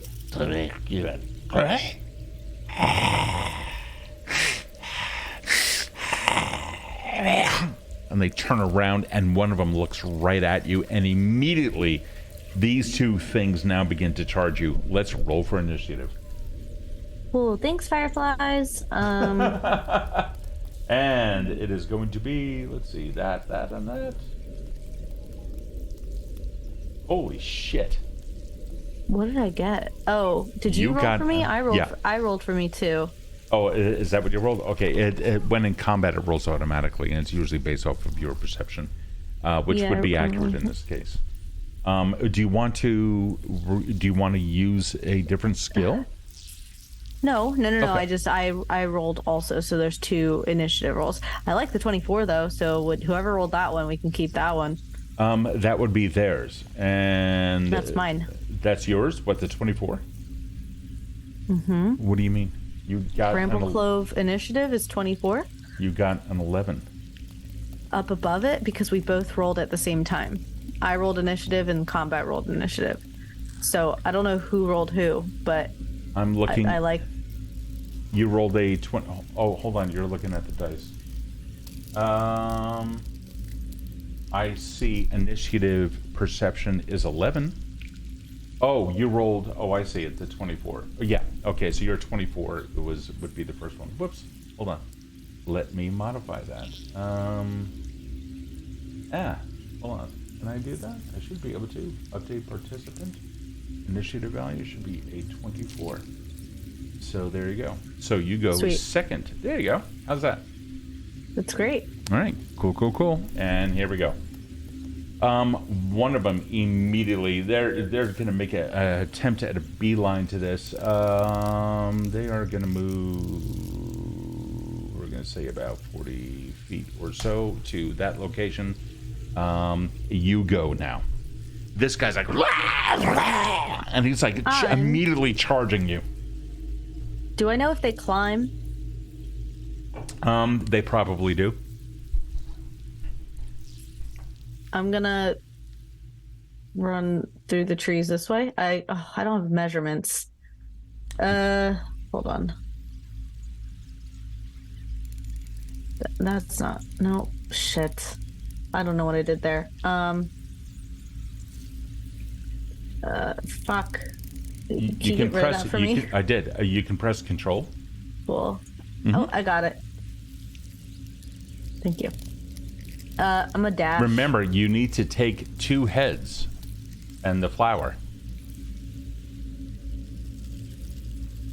So if as you soon run, as I decide to turn and run away, I remember what the spider said in her flurry of gurgles. Oh yeah, it sounded like she said I need to take 2 heads, and there's 2 heads here. Okay. I'm sorry, I gotta kill you.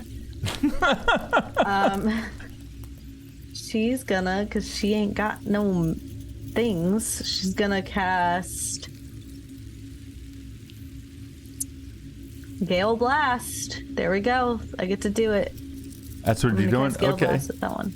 Yeah, that's the only thing I can do, I think, right now. Okay.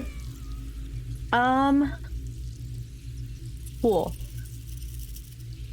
So I don't know if you click that or if I click it. But I'm gonna. If it is a spell attack, it is you. But you can target your opponent if you remember to do that. Oh yeah, target you. Okay. And then I guess I'll click. Yeah, Gale Blast is already there. So, shit. So, I don't know what this is. Fortitude saving throw. I don't have to. No, click the it saving rolls throw. its saving throw. Oh, okay. Yep. The only thing. All right, so it's a saving throw, and it's going to be against your spell attack. Yeah. So I need you And to it's make a that.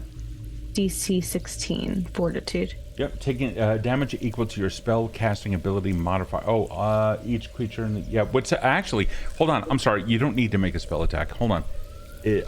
Wind flows from your outstretched hands and whirls around you in a 5-foot emanation. Each creature in the area... Oh, wait a second. Oh, it's only 5 feet? It's a 5-foot stupid. I thought it emanation was off of you. It 60. is not a targeted effect. I Yeah. thought it was a 60-foot thing. Okay. Shit. Well, I can't do that.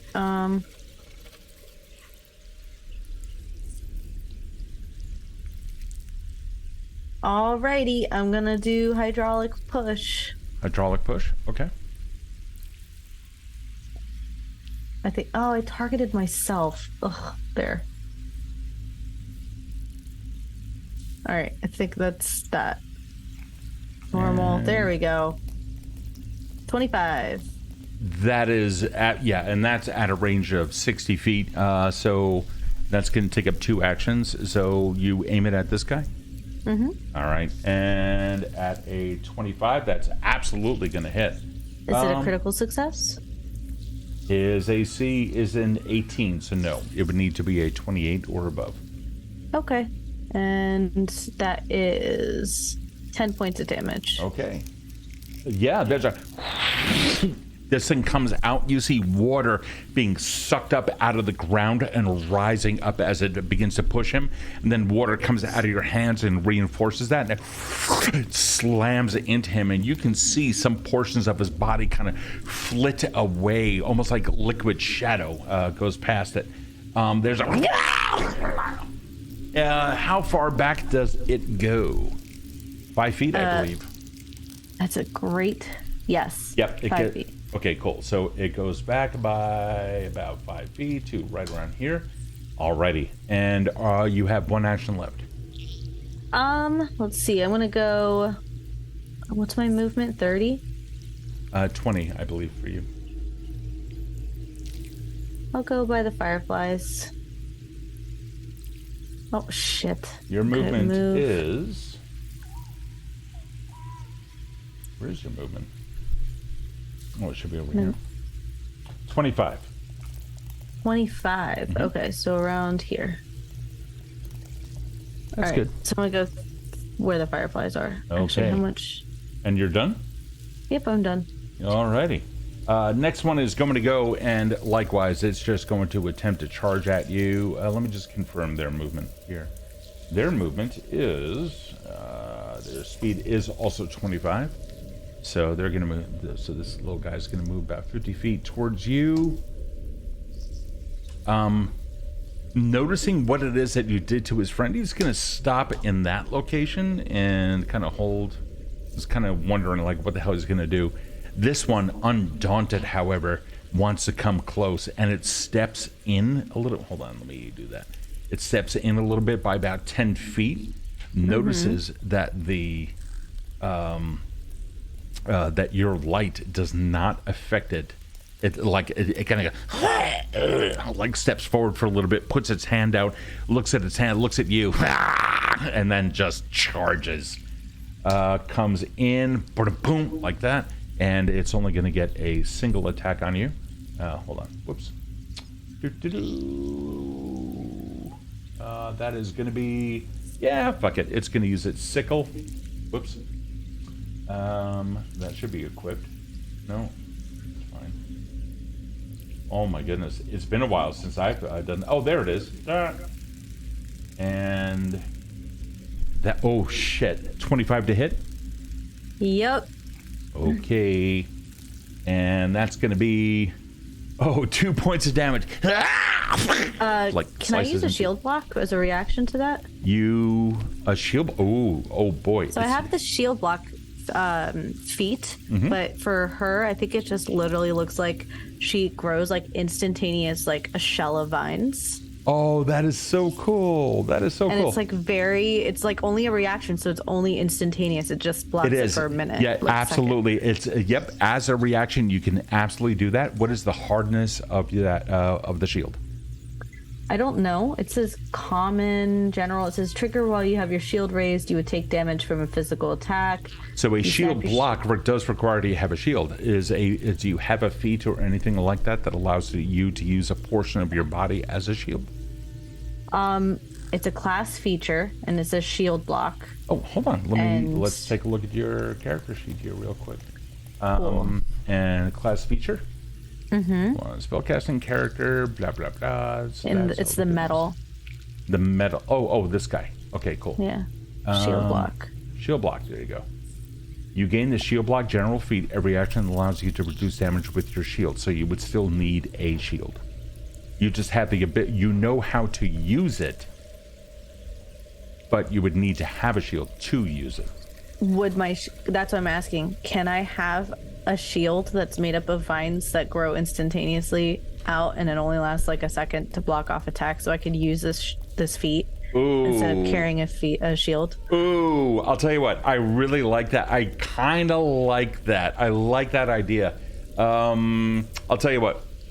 Hey, chat. What do you guys think? I'll only do it as an argument, as a reaction. I won't use a shield as a weapon or anything like you can. No, that's totally cool. Was that a crit? What's your AC, by the way? It was 14. 14. Oh, it was a crit. It is a crit. Oh, that would be bad. So Can I have the shield block, please? yeah, you can do that. That's fine. Thanks. So yeah, Crazy says I love it.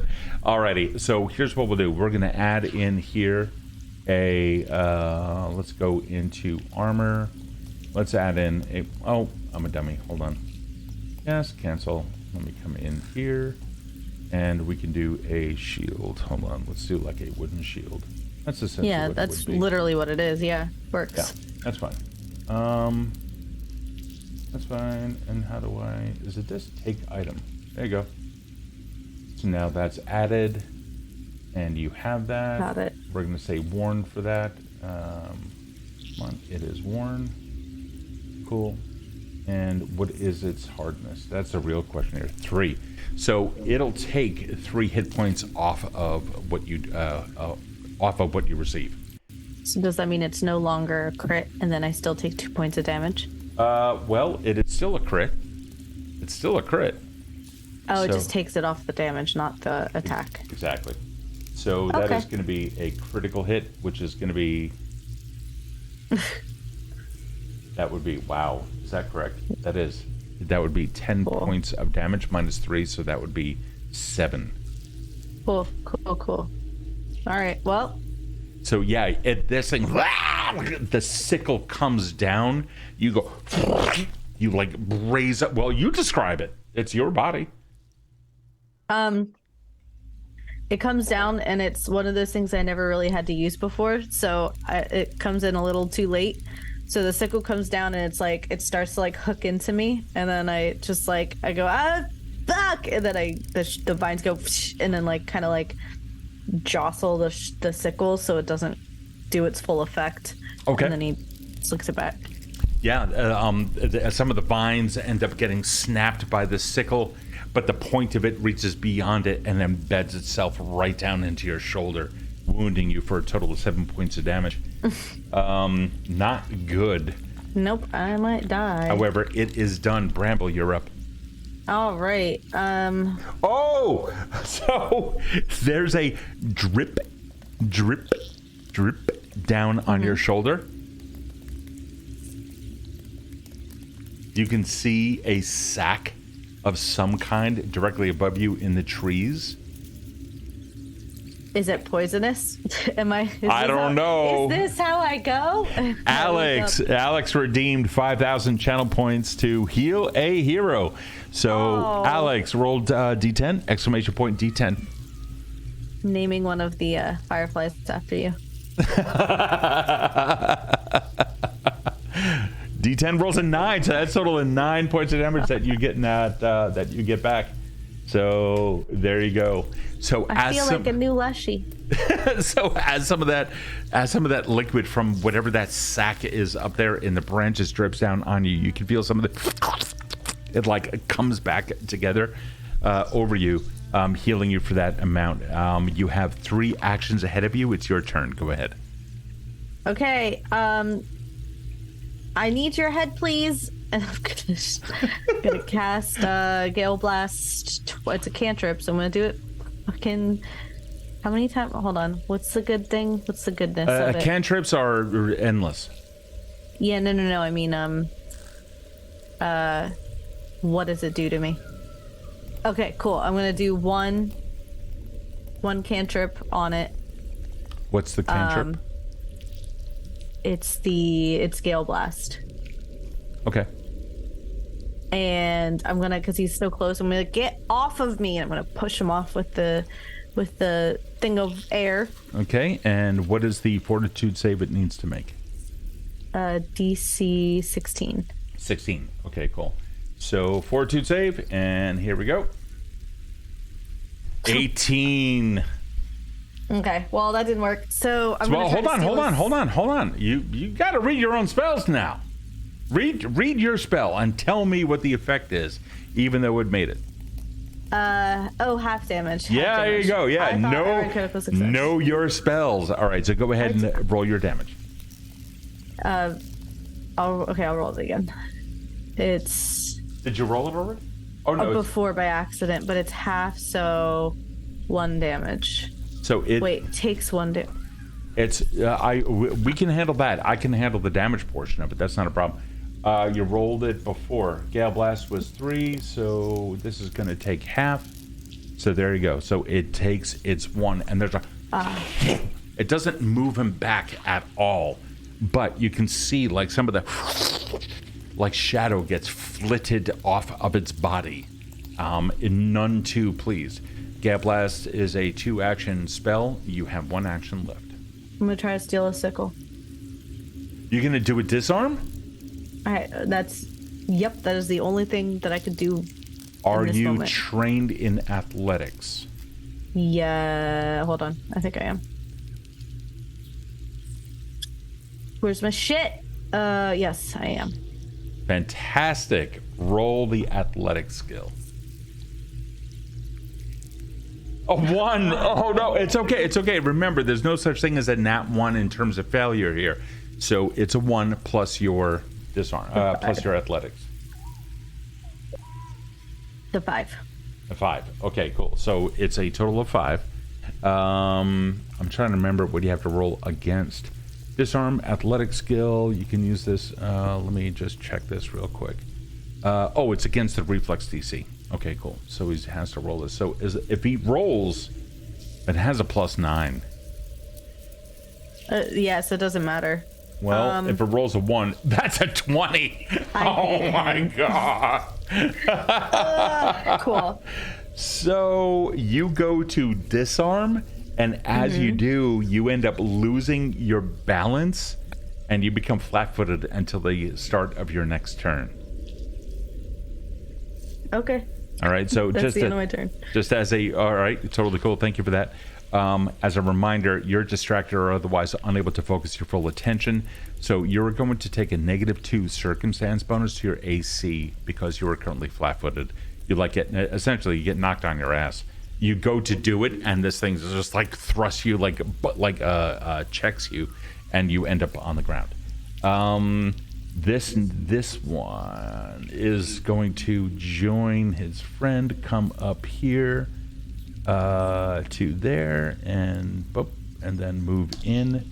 For a total of that is its 2 actions. It's going to take a single action, which is going to be to strike with its sickle down on you. Oh, it rolls a 3. A 12 is not going to hit you. Yeah, it is. A 12 will hit. Oh, because it's -2? Yeah, isn't that the -2 for AC?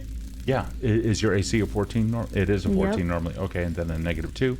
Okay, hold on. We can actually give you the flat-footed condition. There you are. What the fuck is it called? What's it called when you're on either side? I forget. Flanked, and it is not flanked. You need to be able to draw a line through the center of the token from either side of you. So you are not currently flanked. All right. And it's going to do damage to you of 4 hit points. Okay. Cool. And the next one now goes. Oh boy, he's going to try a strike 1. Another one as well. Oh boy. And oh my god, this is not going to be good. One's a crit. So you have 1 is a crit. So you have a 15 coming at you. One moment. Let me get this in. Hold on for 1 second. Mm-hmm.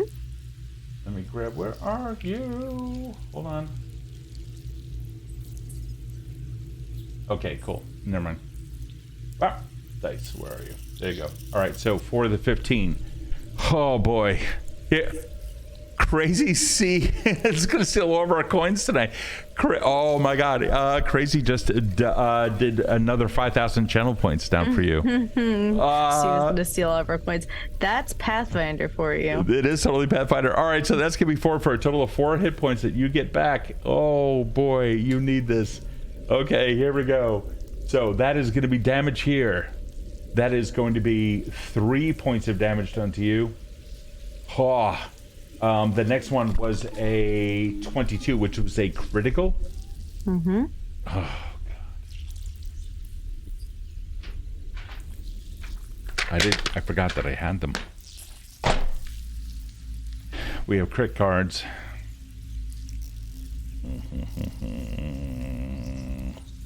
Okay. All right, you ready? Mm-hmm. Honey, I love you. I love you too. Bramble doesn't, but I do. But Bramble's gonna be dead soon, so it doesn't matter. Oh, that is so harsh. Oh my God. Well, we'll have to find out what happens here. All right, you ready? Tell me when to stop. Stop. Okay. That is this card here. And this card says, so that is a, what kind of an attack is that? That is a agile for a trip. We're going to say sickle. It's probably using it as piercing with the point at this point. So I'm going to say it is piercing, penetrating wound. Oh, the attack ignores all resistances. Meaning, unless it specifically says, there's no double damage. Oh, okay. So it's going to do normal damage. And that's going to be 4 points coming to you. Okay. And then the third attack was a 9, which is not going to hit you. Thank goodness. Alrighty. You get to go. You're still up. I mean, how's the one looking? Right. I just got death threats. Well, so did Bramble, so I mean, an eye for an eye. I'm gonna enjoy my floor wine in these last moments. Right, a rabbit. I love you. Thank you. I'm so happy that you're invested. Okay, what are you doing? Oh, how's he looking? Yeah. There are pieces of shadow that are tenuously attached to him, and he's looking exceedingly angry. But you can tell that his form has taken some damage. And these guys they can't stay in shadow. Is it normally physically impossible for them to be in light?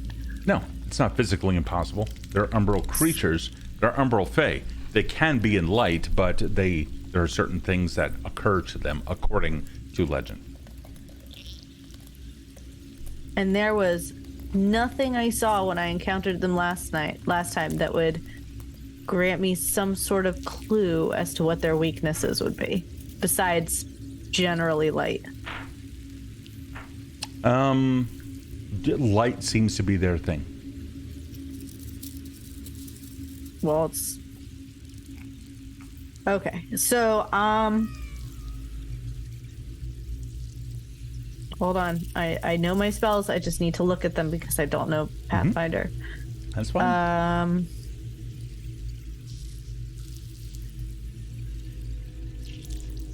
Well, Bramble is glowing pink, so I'm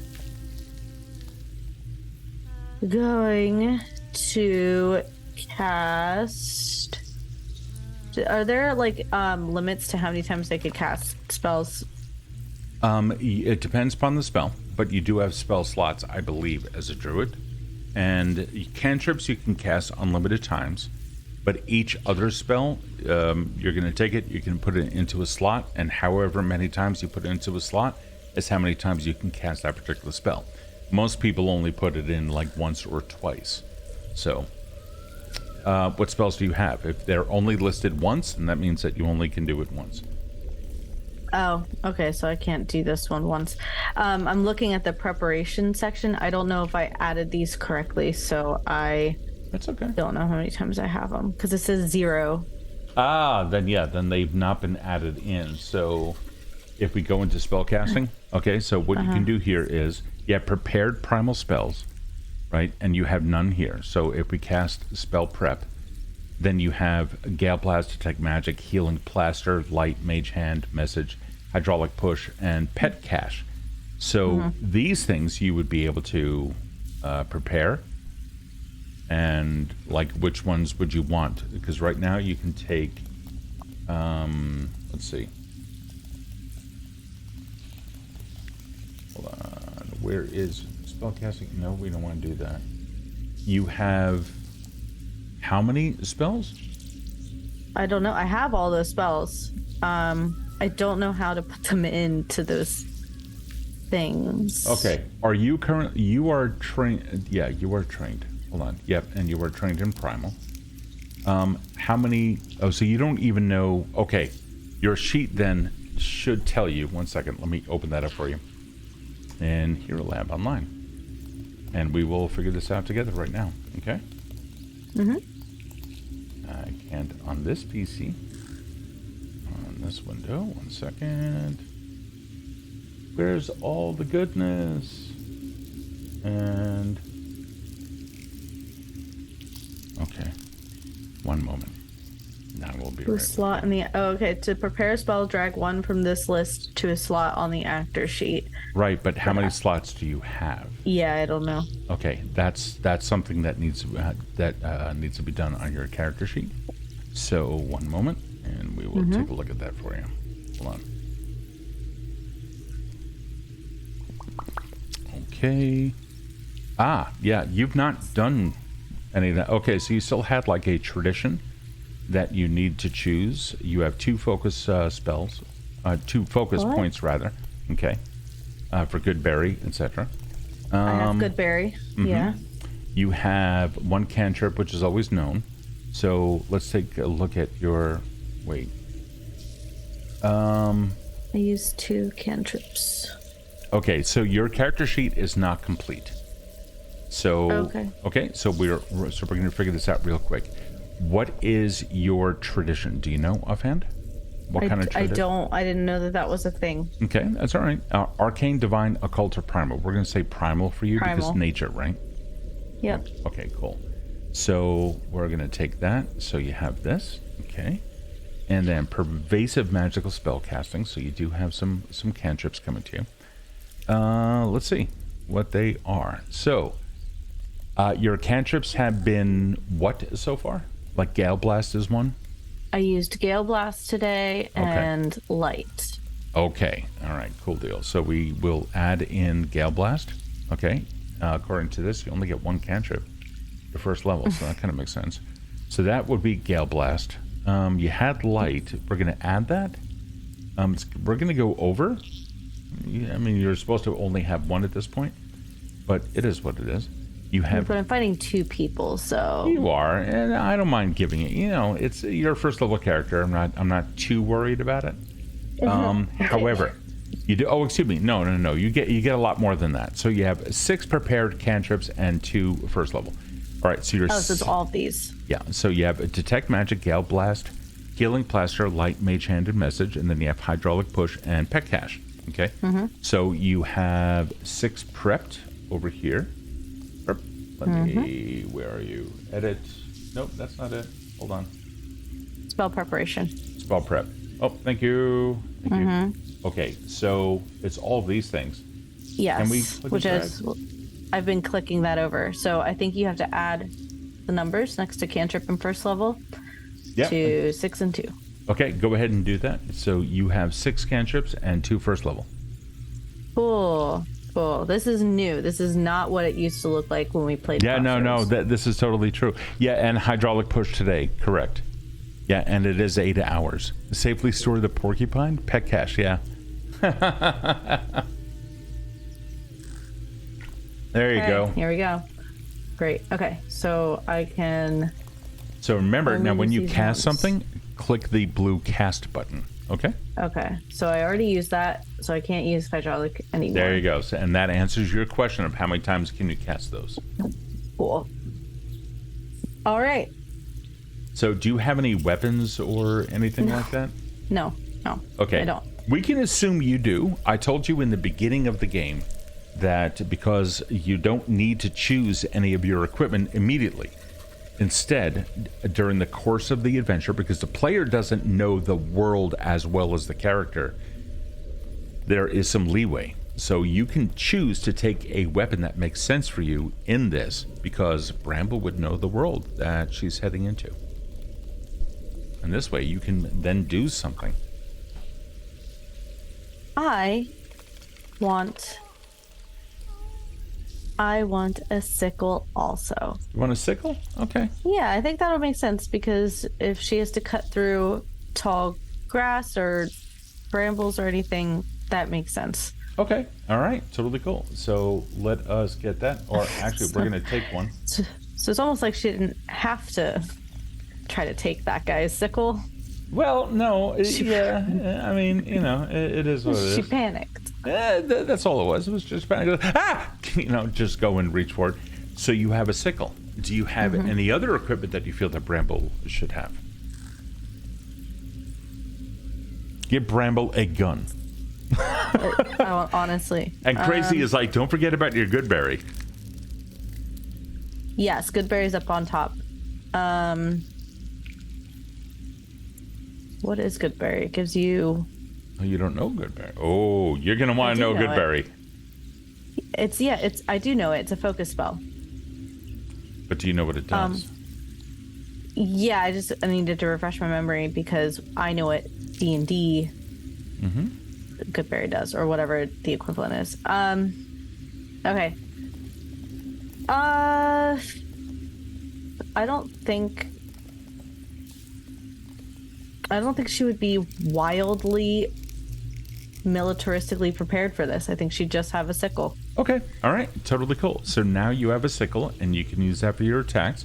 And just as an FYI, as a druid, you would know this. Goodberry essentially allows you, with an interact action, to heal 1d6 plus 4 hit points. Cool. Good to know. It's 2 actions, too, so keep that in mind in your economy. Alrighty? Okay. So I have 3 actions, and swinging with my sickles 1, correct? That is correct. All right. I want to do 2 to this guy because he sucks. Okay. Which guy? You want to you targeted him? All right. Yeah, awesome. I targeted him. There you go. Let me grab my thing. I want to do it and watch him. Yeah. die. So chakram. Oh, Crazy's like, use a chakram. Why do I do this to myself? A 6. That's a critical miss, it says. That is a total critical miss. Okay. All right. Yeah. You ready? Well, go ahead and roll the other one. Okay. That's a 6. Another miss. That's a 10. Okay. So. All right. All right. You ready?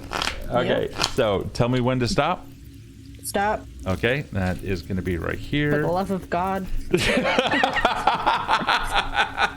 Yeah, but at least now you have a weapon. Before you didn't even have that. And take a look at a chakram. Before I read this, it's here. Hold on. I don't know what it is. What a chakram is? Yeah, what is that? Okay, a chakram is a kind of a weapon. Hold on, and I will pull it up for you. What? I said I assumed it's a type of weapon. I didn't think we were doing like chakra healing or something. No. A chakram. Chakram. How do you spell that again? Chak. Chakram. There you go. It's a martial knife. Simple, elegant, and portable. The chakram is an open-centered metal discus. Do you remember? What was her name? Yeah, I remember her. Yeah, I can't fucking do that sound. She's really good at it. I can make lots of sounds. That's one that I can't do just now. After Xena the warrior princess. Xena the warrior princess had a chakram. She's the queen. Do not ever forget her name. You really dared to call her what's her name? And then make a sound that came out of her perfect mouth? All right, guys, we're going to end this stream early. The DM critically missed that one. I cannot believe you. This is fucking sacrilege against Xena. You are not an ally. Oh, ouch.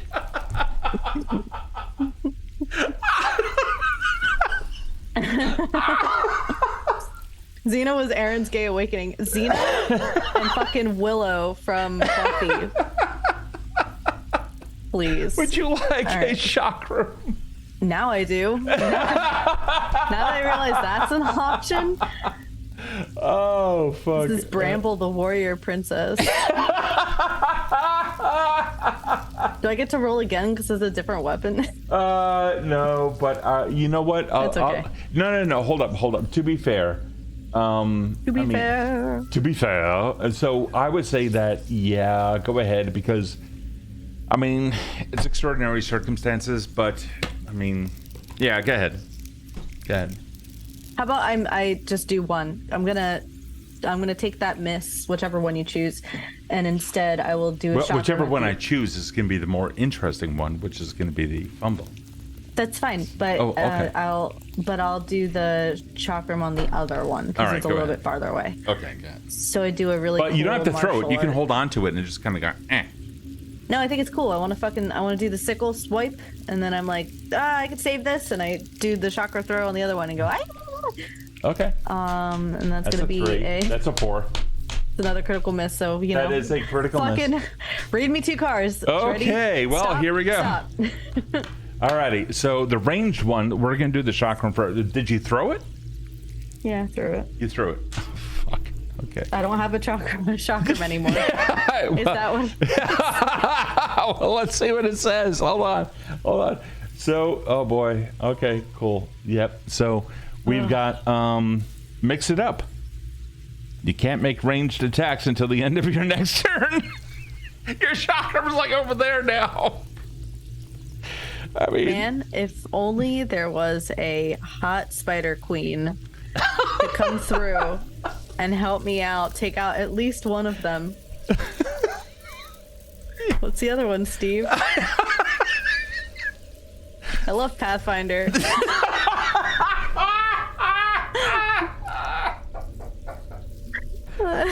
this one is melee. Oh shit. Okay, so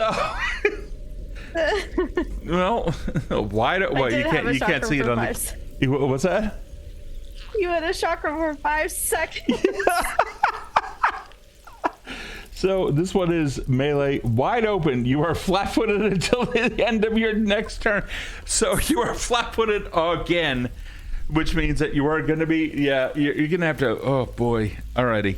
So any attacks that they have against you is, of course, going to be a -2 AC, and that's not good. So you go swiping. You describe why you are flat-footed. You're wide open at this point. Why? So I think I realized I had a chakram in that moment. And I was like, oh, and I looked down and I'm like in the middle of swiping with my sickle. And then I realized I missed. I'm like, oh, fuck. And then I went to throw it. And then I realized I was still stuck on like ADHD brain. I was like, I missed on that one. What could I have done better? And while I was thinking about that, I missed with the chakram and then it was gone. And I was like, well, fuck. Bramble is neurodivergent. I mean, I think we all know this.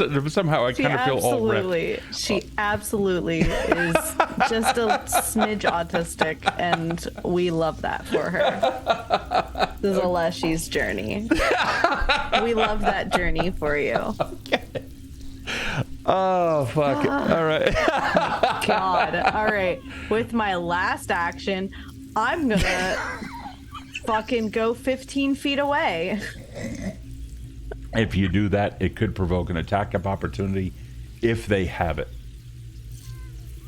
Do they have attacks of opportunity as a thingy? I do not see I don't doubt it. They do not. Okay. Hold on. Is attack of opportunity? I forget if attack of opportunity is something that everyone has, or it's a reaction. Barbarian, champion, magus, and swashbuckler. That's right. Only certain classes have it now. Okay. 5. Okay, I'm gonna. So you're fucking off. No, I'm gonna have him. I'm gonna be like, fucking come and get me. And I'm gonna run this way. I wanna run back towards the spider. Because she didn't say I needed severed heads. She just said 2 heads. And she's a powerful bitch. If I get them to her, maybe she'll take them out for me. What, do you really think that's gonna happen that way? No, but I don't want to trick her. And I also don't want to die. So at the very least, I'm at least going to act on that kind of plan. And get up here to where I think I will have a little bit of an advantage. So you look down beside you.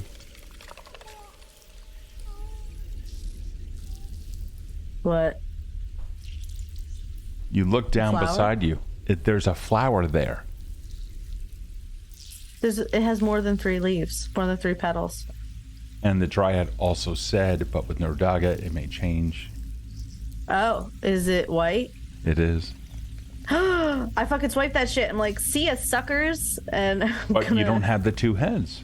Oh, fuck, I don't have the 2 heads. Hey, you need guys, 2 heads. over here. I'm gonna be like, over here. All right. Well, you are done with your action. So the next one is going to go. Is going to run right up to you. That's going to take. That's going to take 2 actions. I'm up in the air. Does he have to jump? Up in the air? That root is up. Oh, I got. If you didn't roll to climb, he's not going to roll to climb. How do you want to handle it? I don't think I have to. I don't have to roll to climb. I don't think because I'm a vine leshy. Hold on, I could be wrong though. Boop, boop, boop, boop, boop.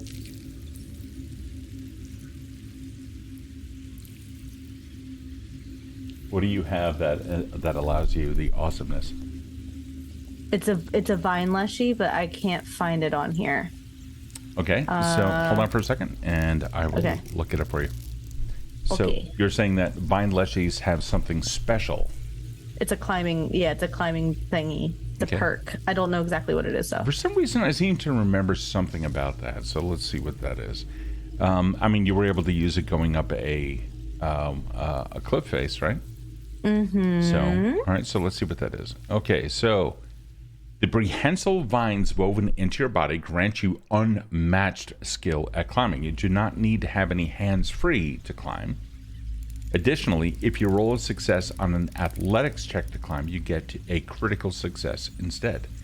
So none of that means that you don't get to roll. So if you're correct, if you don't roll, he doesn't roll. That's fine. That's fine. I thought it was I don't need to roll in athletics to climb, but I'm thinking of Tasia. Tasia did not have to roll athletics to climb. There you go. All right, you ready? No. Well, strike my 6 hit points. Striking back out with a sickle, that's going to be a total of 17. You were flat-footed, so... Yeah, I'm at a 12, so it's going to hit. Oh, that's right. As flat-footed, you would probably... yeah, you wouldn't have been able to move as you did, but fuck it, whatever. Either way, I mean... Take me while I'm down. I mean, realistically. So you're not flat-footed now, so let's get rid of that.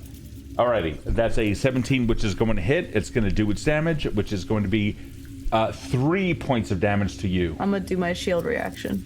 Shield, yes, absolutely, you can. It bites into the shield, and you don't take that damage because the shield protects for 3. I don't take 3. I think it halves it. It's 3. No, it's a hardness. Fuck yeah. You have a 3 hardness, and that gets subtracted from the damage done to you. Alrighty. That one is done. It's top of round 4. The next one is now going to come up to you, trying to attack. It's just over 25 feet, meaning it needs to use 2 of its actions. Therefore, it's only going to get 1 on you. We're going to target you, and then this is going to be a 14 to hit. That's your AC, isn't it? No, yeah, it is. Okay, so unfortunately for you, he is going to do damage. Oh, that's going to be for 5 points. I'm going to shield it. You can only do that once per turn. Reactions are only good once per turn. Oh, full turn. Okay. Yep, 1 full turn. So that's going to be 5 points of damage. How is Bramble looking? She's literally a puddle of vines at this point. She's got like a little hat on top of a little mound of vines. Okay. We don't know how she's holding onto that sickle, but she is. There you go. You go. It's like, I think she looks like a Mad Max truck that Barbara's sitting on top of with a sickle. That's how much of a mess she is. Oh, that's not looking good. Oh, it's not looking good. All right, I'll do my 2 and 1. Hopefully 2 hits with the sickle, and then... So the one directly, like a little bit to the left, doesn't look, it looks pretty much untouched. The one directly in front of you is like, it's missing some bits. Yeah, we're gonna try to miss all of his bits. Okay, so you're attacking that one. All right. Yeah. Maybe the other one will get scared if I am able to do something really fucking cool. Let's hope so. With this. Oop, that's not it. That's not what I wanted. I want this one. You want? Are you doing? Finally. Oh, that's right, because you don't have the chakra. That's right. So 19 hits. You get 3 attacks if you want. Remember, each subsequent attack, unless you have a feat that says otherwise, is -5 to hit. So if you want, you can do the MAP, which is multiple attack penalty. You can do the MAP +5 or -5, and then the MAP -10. It says 4 and 8. Oh, 4 and 8. All right, perfect. That's because you have a proficiency, so you're good. Okay, I'm gonna do. You want to do damage What to is that the- one first? Yeah, I do. 4. 4 points of damage. Yeah, there you go. It's you see some black bile like coming out of his mouth as your sickle bites deep into him. You can try another attack and see if you can knock him out. What does the strike +4 mean? Where this is on your sheet. Yeah, an unarmed attack. That means hold on. You have your that would be under actions. That one. Yeah, this one. Yeah. That means that you have a strike is a melee attack with your fist, Yeah. and you have +4 to hit. Oh, I want that. Okay, so I'm gonna do a little sickle side jab. Okay. For my second. All right, go See ahead. if that works. That's an 8 + 4 equals 12. AC of 18, unfortunately. Okay. I guess I'll use a sickle again and hopefully not get that. Yeah, and this one's going to be this is going to be a MAP -10. MAP. It doesn't even have that option. So when you go into, let's see, if you go into hold on, where the hell is it? It should be in that second one. Second one, actions. There you go. So, I'm sorry, -8. -8 for you. That's just unarmed attack. It doesn't have it on the chakram or the sickle. Let me see here. So that would be a modifier. You know what? I'm not even going to worry about it right now, like why that's not there. So, fuck it. Go ahead, make an attack. See what happens. 9. Oh, fuck, you're off by 5. You missed by 5. All right. All right. Well, I look at Barbara and I say, "It's nice knowing you." Oh Waiting shit! to see what happens. Oh shit! Crazy C just healed again. So, oh fuck! So there's that pouch directly. There's like several sacks up in the trees, and every now and then they end up dripping water. More water gets dripped down onto you. Oh, that's only going to be for 2 hit points. Oh, that's going to be for 2 hit points. Okay. That's All right. okay. Thank you. Oh god! Ah! Thanks, buddy. Oh, dude, that's fantastic. Crazy. People are like, pop the healing sacks. I know, Ryder Rabbit's onto something there. I mean, just saying, pop the healing sacks.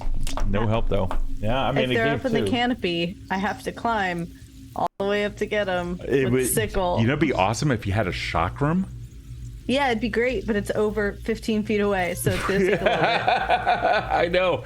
All right, this guy's now going to try to rip into you. Let's see what happens. Let's see. +9 to hit. Oh. That's a crit.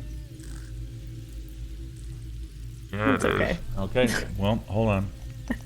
So Maybe we all learned something about Pathfinder today. This is- and we how all it learned is something. Too powerful. We're gonna do Monster of the Week next time. all right, hold on. Well, they are both level 1 and you are level 1, so keep that in mind. That sounds like a piezo problem, not a me problem. Someone pop the healing sacks. I know. Somebody needs to do that. So this is a piercing with a sickle, and what it says is kidney piercing. The target is sickened 2. Cool. Does Barbara get turns in initiative as my familiar? Yeah. Okay, can we throw her in there, please? Oh, yeah, we can do that. Can she get maybe a free action for all the time she missed? Because Oh, shit! Alex Vixen just fucking healed! Nice. So, hold on. Let's find out the results of this before we continue. Alex rolls a fucking 10. Yay. I was going to have Barbara throw Quill up anyways. Alex. So this is perfect. Shit. All right, hold on. Let me not do that just yet. So we have a plus 10 to the to Bramble. That's going to bring you way the fuck up there. So here's what happens. You hear like a fluttering of wings above you, and you recognize an entire flock of those birds, the same one that you helped before, all coming in and pecking at the sack directly above your head until it bursts and pours down on you, giving you 10 hit points back. Great. Thank you, birds. Thank you. That was courtesy of Alex. Alrighty. So we're naming the bird Alex. You're naming the bird Alex. Okay, cool. So that is one. Oh, God. Oh, that's right. We already rolled one. So I can't take that one. We already rolled one, and that was you're going to be sickened 2. Oh, I thought he was going again. He is, but I rolled it for the first strike, which is no penalties. I need to roll for the second one. So you are sickened, which is 1, 2. There you go. Okay. And what sickened does is you begin to feel ill, so you're going to have to role play that. It always includes a value. In this case, it was 2. And so now you are going to take a status penalty equal to this value, which is going to be 2 on all of your checks and DCs. So that's going to be -2 for everything. All right? Okay. You could spend a single action retching in an attempt to recover. Sorry, I'm reading the rest of it by all because means. I didn't know you could Go ahead. recover from it.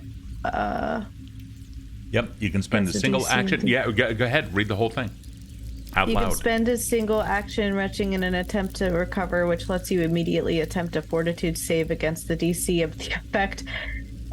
I don't know what that means. You're gonna have to tell me what to roll.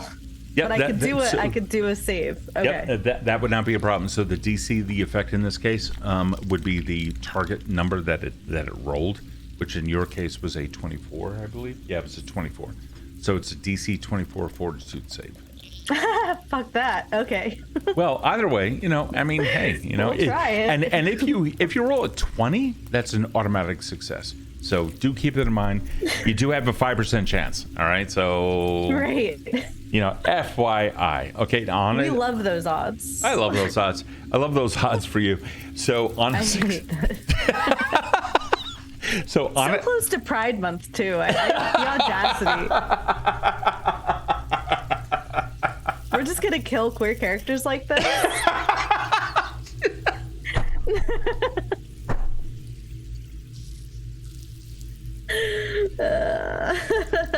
Ally. God. Oh. I can't wait for June though, because every single Monday in June you're gonna give me advantage on it.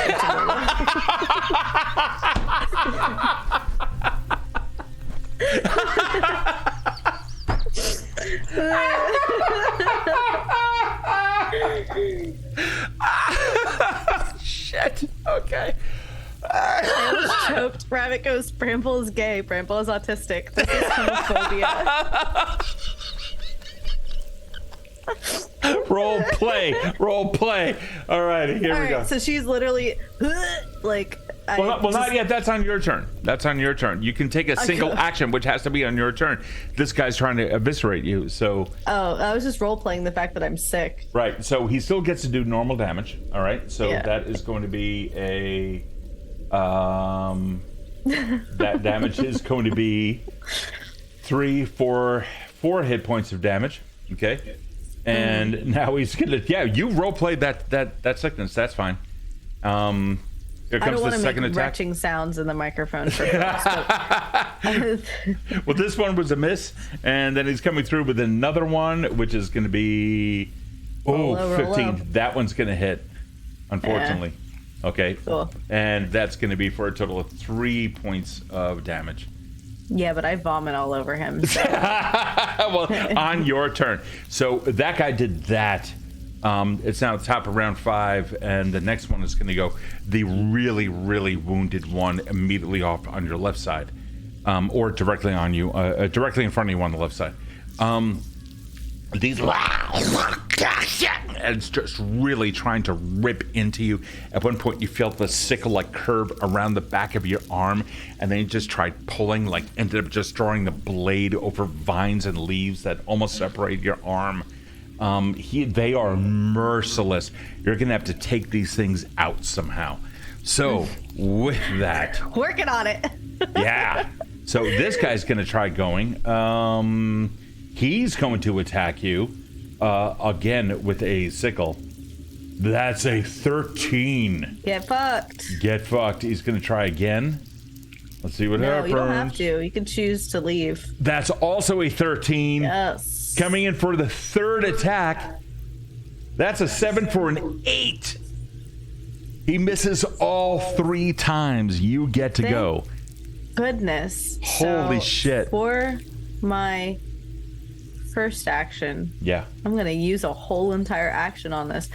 I want to look at the other guy, the guy that's behind, like south, like right below me. Yeah. The one that looks like a lot healthier. And I'm just going to vom all over him to try to get that fortitude thing. I'm going to use that action to do the fortitude. Yeah, go ahead. Save. Roll a fortitude DC. A fortitude save. It's against a DC 24. That's a 13. Plus 2 would be 15. No, for flavor, it's fine. So, He's like, yeah. Did he just lick it? Nope. No, I didn't. No. Nope. Why am I attracted to this? All right. I'm gonna take the sickle. Hit twice. I'm gonna try to get this other guy, this other fucking guy. Okay. I hate monsters. They're so gross and they're so handsome. Okay. So you remember that they are weak in light, in bright light. You do remember my that. light, literally, my light is right next to them. I don't know how much brighter it could be. It's also pink. It doesn't change the fact, like that should not change. It's not like normal Okay, real world never light. mind. The DM's hint is invalid. So yeah, I totally change cool. it white. Go I ahead. changed the white. Alexa, turn bedroom white. Okay, well, hold on. You change it Yeah, I'll change it. to white? It'll be a whole. Yeah. Okay, well, that works, and the two of them go, and like they begin to back off as soon as they are able. However, they're not able to, so they would be blinded right now. Both of them get the blinded condition. Okay, and go ahead and take your attack. So we're going to say that is an action. Yeah. So I'm gonna do one sickle attack for that. Okay. 14. 16 actually. It's still a miss. It's still a miss. Still a Why miss. is that a?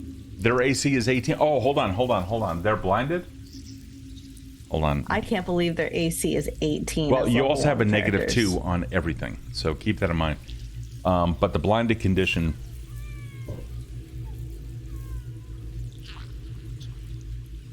Right, so they automatically fail perception checks, right? Immune to visual. So, wow. Okay, so that's It's fine. interesting. I'll miss it. I don't mind. Blinded does not provide any negatives to AC anymore.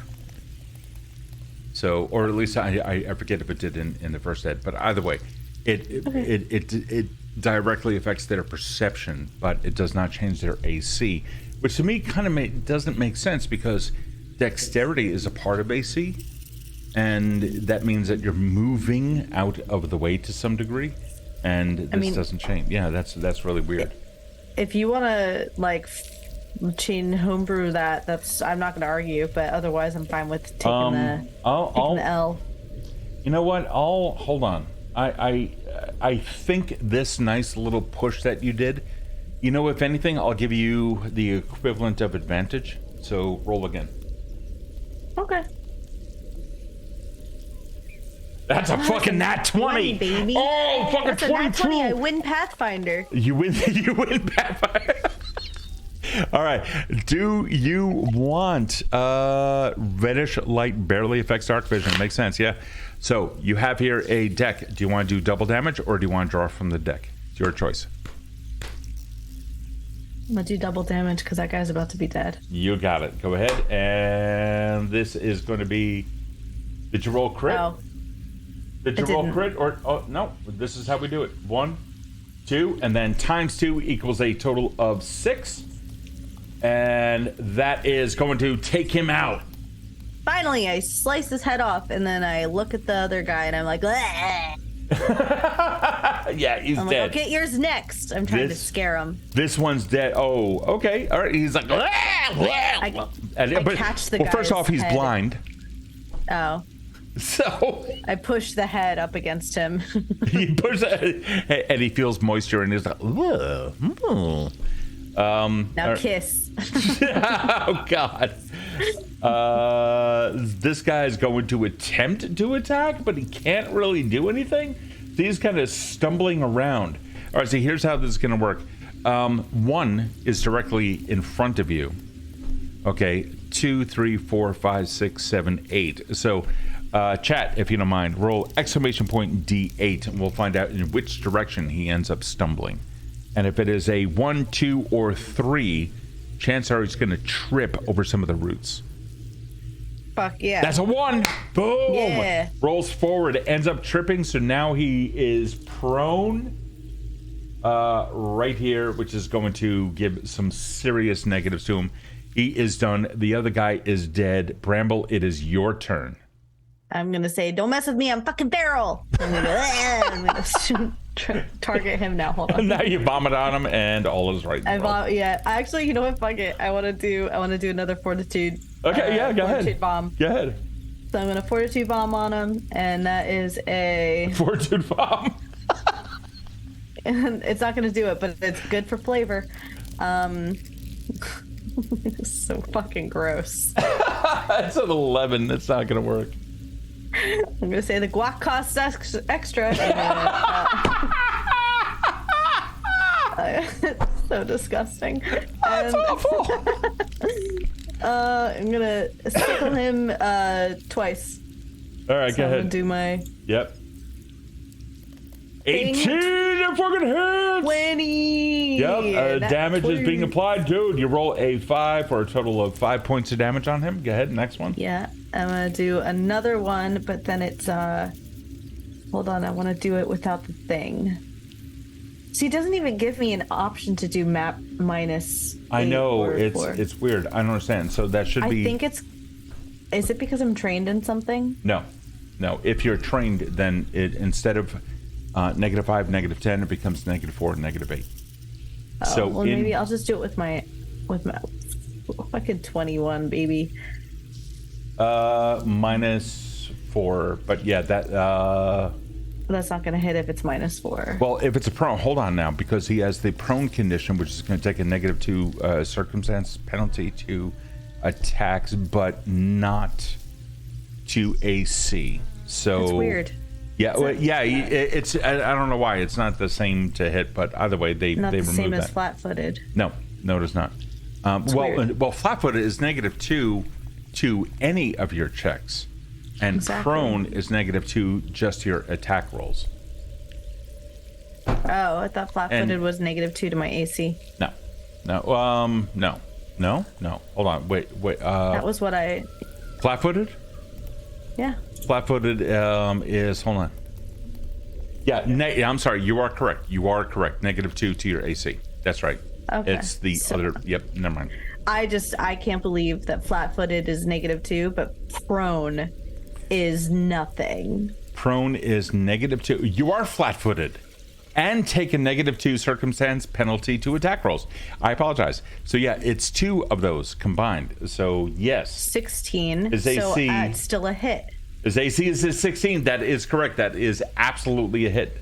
Fuck yes, I argued for science. That's gonna be a total of 3 points of damage. And completely blinded, unable to do anything. It's going to attempt to take a stand. You don't have attack of opportunity, so Wow, it is blinded, it is prone, and it is flat-footed. Its eyes have since adjusted, so we're going to remove the blind. But he's going to attempt to get away. You know what? Hold on. We're going to say no, because he can kind of see where he is. So one here, one here, one here. Come over here and see if there's anything that he can do for himself. He's not feeling too good. And that was a crawling action, so we're going to say that was both of his actions, and then he'll take one more to stand up. You go. All right. She's fucking off the rails at this point. She's gonna go right up to him. Shit. Okay, so that's one action. Go ahead. Yeah, she's gonna fucking 2-swipe with the sickle again. Okay.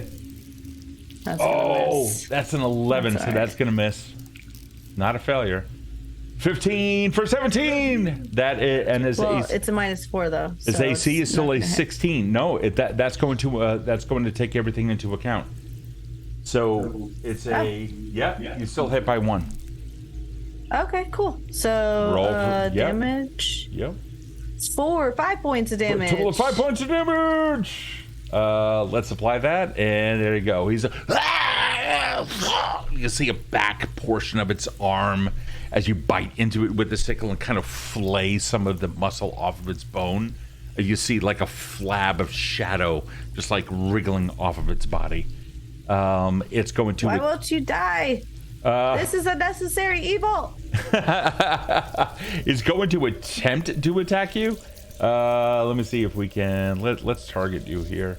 No, wrong one. Let's target you. There we go. Alrighty. Going to attempt to attack. That is going to be with the sickle. Yeah, they haven't even used anything else here. So 1. 9 plus total is 16. Yep. That's gonna hit. Yeah. Okay, second attack. Ooh, Yep. 17. Third attack. It's gonna be a -1. Fucking not 20. Yeah, it's cool. Literally, can she be thrown into initiative, please? So, okay, hold on. So this is a familiar. Yeah. Is it? Do you have the familiar? I get a Leshy familiar, but I don't know what that does. Okay, so familiars. Hold on. Let's look this up real quick because I don't want to screw this up for you. You want Barbara in there? I mean, why not, right? Well, it would be really cool if she could maybe put like 1 hit point down every round. Okay. Then we might not be in this predicament. Yeah, you might not be. All right, so that's totally cool. So let's go into your. Was it? I'm sure it's a feat. Leshy familiar. There it is. Okay, cool. So you gain a Leshy familiar, a tiny plant that embodies one of the many spirits of nature. Other than taking the form of a plant instead of an animal, this familiar uses all the same rules such as other familiars. Okay, cool. So here's the way that this works. So your familiar starts off. No, that's if you are doing a witch. They can learn new things. Yeah, fuck it. Hold on. You have Barbara. Let's see if we can. Where is Barbara? Barbara has entered the chat. So I'll be speaking as Barbara now this whole time. Where is Barbara? We don't have a Barbara here. No, we don't. Okay, so we need to create a Barbara. That's not a problem. Hold on. We can Zobby's dinosaur from Crossroads. do that. Oh my god. Wow. That's what Barbara feels like she is. Did you just fucking... Oh my god. Yeah, it was a deep cut. that was absolutely a deep cut. Okay. Let me get... Where's the... Fuck. Hold on. Unspecified. Okay. We're going to toss Barbara in here. Here's what we're going to do. I'm going to get you another little Bramble Clove. Okay. Cool. This one is, we're going to say, is... I can't update it. Okay. Well. Alright, so we're going to say it's this one, just for now. Okay. Alrighty, so Barbara has 5 hit points, an AC of 14, It's tiny. So it really, really is small. No weapons. She's got quills. She has quills. She's a porcupine. You're gonna make me create this shit right now in Hero Lab. No, I could use it. I could just do an unarmed strike. I think that's kind of I think that works. that works. That works. You didn't have to make a thing for her. No, it's okay. All right.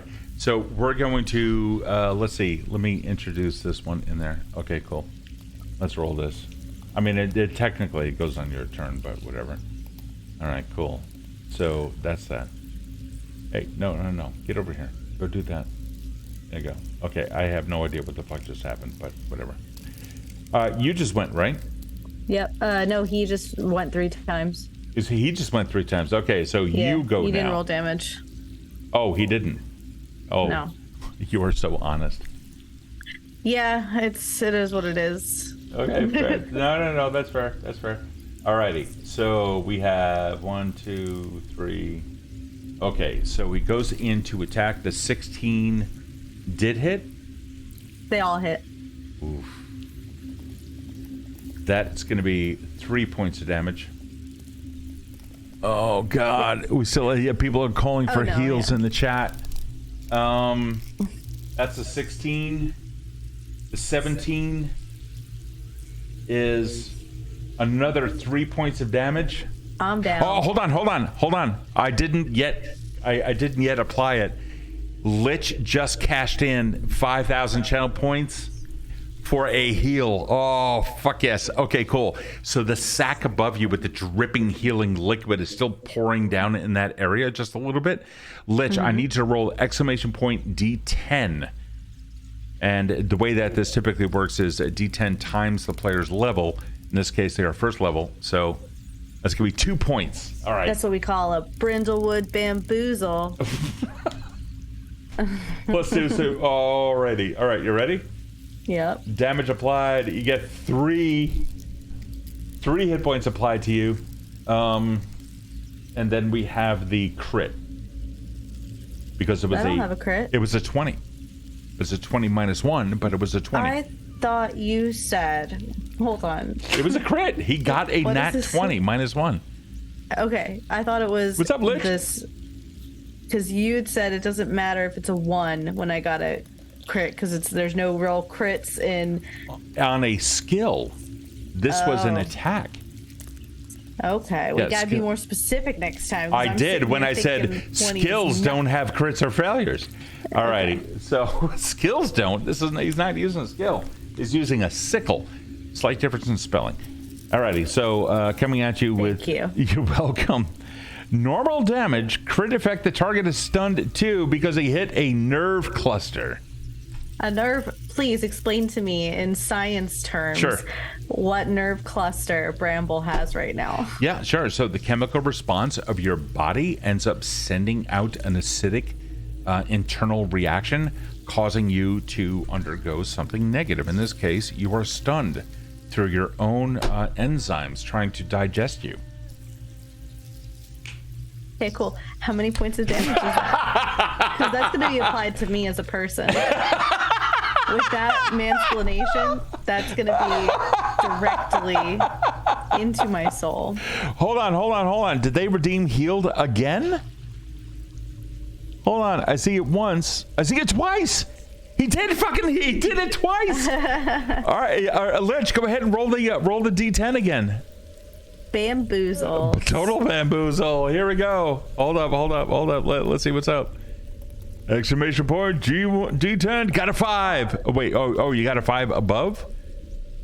It doesn't count if I didn't see it. Oh no, I see it now. It's a 5. Yeah, you Well, I better was see it. allowing him to I'm gonna need you re-roll use it to get something better, but Use your eyes. wow. I mean, it was a 5. It was a 50-50 whether or not it would become higher or lower. All right, so with that, more of the healing liquid from above drips down on you, and it like comes back over. Like, you better see it. And you see some like pseudo bald, thin, handsome guy like looking down on you, going, "Fuck yeah!" All right, and now the But he's got damage. the head of a pineapple. With the head of a pineapple. pineapple next to him. And he's like, freak yeah, because the pineapple doesn't swear. Oh, that's right. Yeah, freak yeah. Hold on. Gives the pineapple thumbs up. So we've got here the damage that was going to be applied to you, which is going to be critical damage. Oh no, because it was normal damage. Yeah, normal damage, That's but right. I'm stunned. That's right. It was normal damage, but you are stunned. So let me just do normal damage here. Oh fuck! 2 points. 2 bambinos. 2 little bears. Alrighty. So, and you are now stunned for 2. Was it? Yeah, I don't know if that means... Stunned 2. So, what stunned does, I have to look this up because it's been a while. Let me look that up real quick. Where the fuck are you? I could also read it if you apply it to me. What's that? Oh, no. I have it right here. So, stunned is, you become a little bit senseless, okay? So you can't act while you're stunned. So keep that in mind. You can't act while you're stunned. So I can't do anything? That is correct. You cannot act while you were stunned. Okay. Yeah. Cool. It's up to you, Barbara. It's gonna be totally up to Barbara. And you end up losing turns, possibly over multiple turns. And each time you regain actions such as the starting of your turn, you regain by your stunned value. Then you reduce the stunned value by the number of actions you lost. Okay. For example, if you were stunned 4, you lose all 3 of your actions on your turn, reducing you to stunned 1. Okay, so now you're currently at stun 2. So what that means is you can take 1 action because you have 3. Stun 2 means you can only take 1. Okay. Okay, So and then you're done. I don't think that Pathfinder accounted for 1-person campaigns to stun people like that. That's powerful. Well, stunned is rude. Yeah. Stunned is especially absolutely when rude, there's nobody there to help you. I know, combat. especially when you're like a lonely little Leshy here trying to save the entire world. All right, Barbara Porcupine, it's up to you. Well, it's you go. Oh, You it's can my take turn 1 now? action. Yep, you can take 1 action. And Okay, this guy's got how many hit points left? He has 7 hit points left. He's not looking good. It's gonna take a bit. Remember, you get 1 action though. I know. I'm getting there. What do you describe it? What are you gonna do? I'm using the sickle. Okay. Oh, I it's a missed. 6 plus. Oh fuck. Yeah, that's a miss. So you missed by 8 against his 16. Okay, that's not good. But you're no longer stunned at the end of this turn. Okay, and now the little one's gonna go and it's gonna try an unarmed attack. Oh, I don't get to do it? You don't get. Oh, you can do it. It's you're familiar. Absolutely. Yeah. Go ahead. Yeah. By all means. All right. Go ahead. You could do it if you want. Yep, I can do it too because you just failed. You got a crit fail. So You can do it. No, you rolled. I got a fucking... I adjudicate a game. I'm not. Yep. Okay, so that was a 1. Here we go. That was a melee hit. You take a -1 circumstance penalty to attack rolls until you score a critical hit because it was all or nothing. So here's a what's happening. ranged hit. What's that? It's a ranged hit. It's quills. What's a ranged hit? It's quills? Yeah, I just used an unarmed strike because it's the weakest one, but Okay. it's quills. Okay, then in which case, if you made a thrown attack, you instead throw an object from your gear. That doesn't work. So, No, it doesn't work for her. okay, your weapon's current hit points are reduced to its broken threshold. If already broken, the weapon takes 3d6, ignoring hardness. That means all of her quills are going to break. So, in an effort to shoot all of her quills, she kind of like lets go of the quills a little bit, and like rushes, like bump rushes the guy, just kind of backs up and goes. And like backs up into it, and all of her quills like end up hitting little bits of armor all over him and get stuck in the armor. And when she ends up yanking herself away, she has no more quills left. Great. You did good, Barbara. You really my best friend. Awesome. So, All right. Well, I mean, it should. I personally would have done the melee strike, But Well, you didn't give me the chance to go back and do it. because you fight, I get to do it. Oh, okay. I could. Well, Okay, right. I could argue that. Well, that's a 13. I'll just let you still do it. That's a miss. That's a miss. That's absolutely a miss. He's good. Finally. Go in for another one. You ready? Here we go. Yep. Mm-hmm. Oh, good. That's an 18.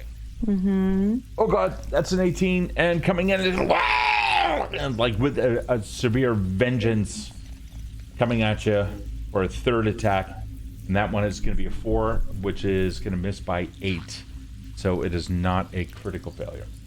That is so you take hit by 1.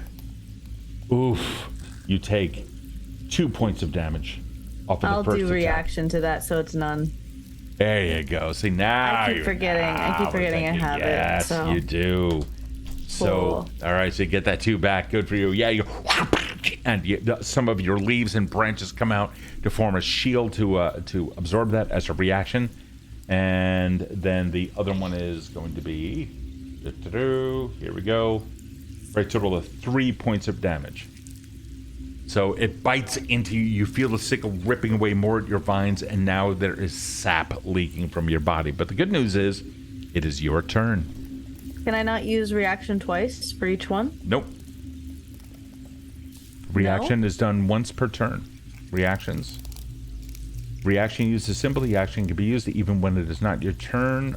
You can hold on. Let me just make sure. Even when it's not my turn? Yes, even when it is not. Well, obviously, because it was his turn when he attacks, and that's when you use the reaction. You only get 1 reaction per encounter round. So if you were fighting 7 people, you would still only be able to have 1 reaction. Okay, that's fine. Okay. Did not know. Yeah, but there you go. My And turn? it is your turn. Yeah. Final. Barbara is fucking naked. Lee. All right, I'm gonna do all 3 of my rolls. 1, 2, 3. Just 1 hits. You got 1 hit. Yeah. Your second attack absolutely hits Okay.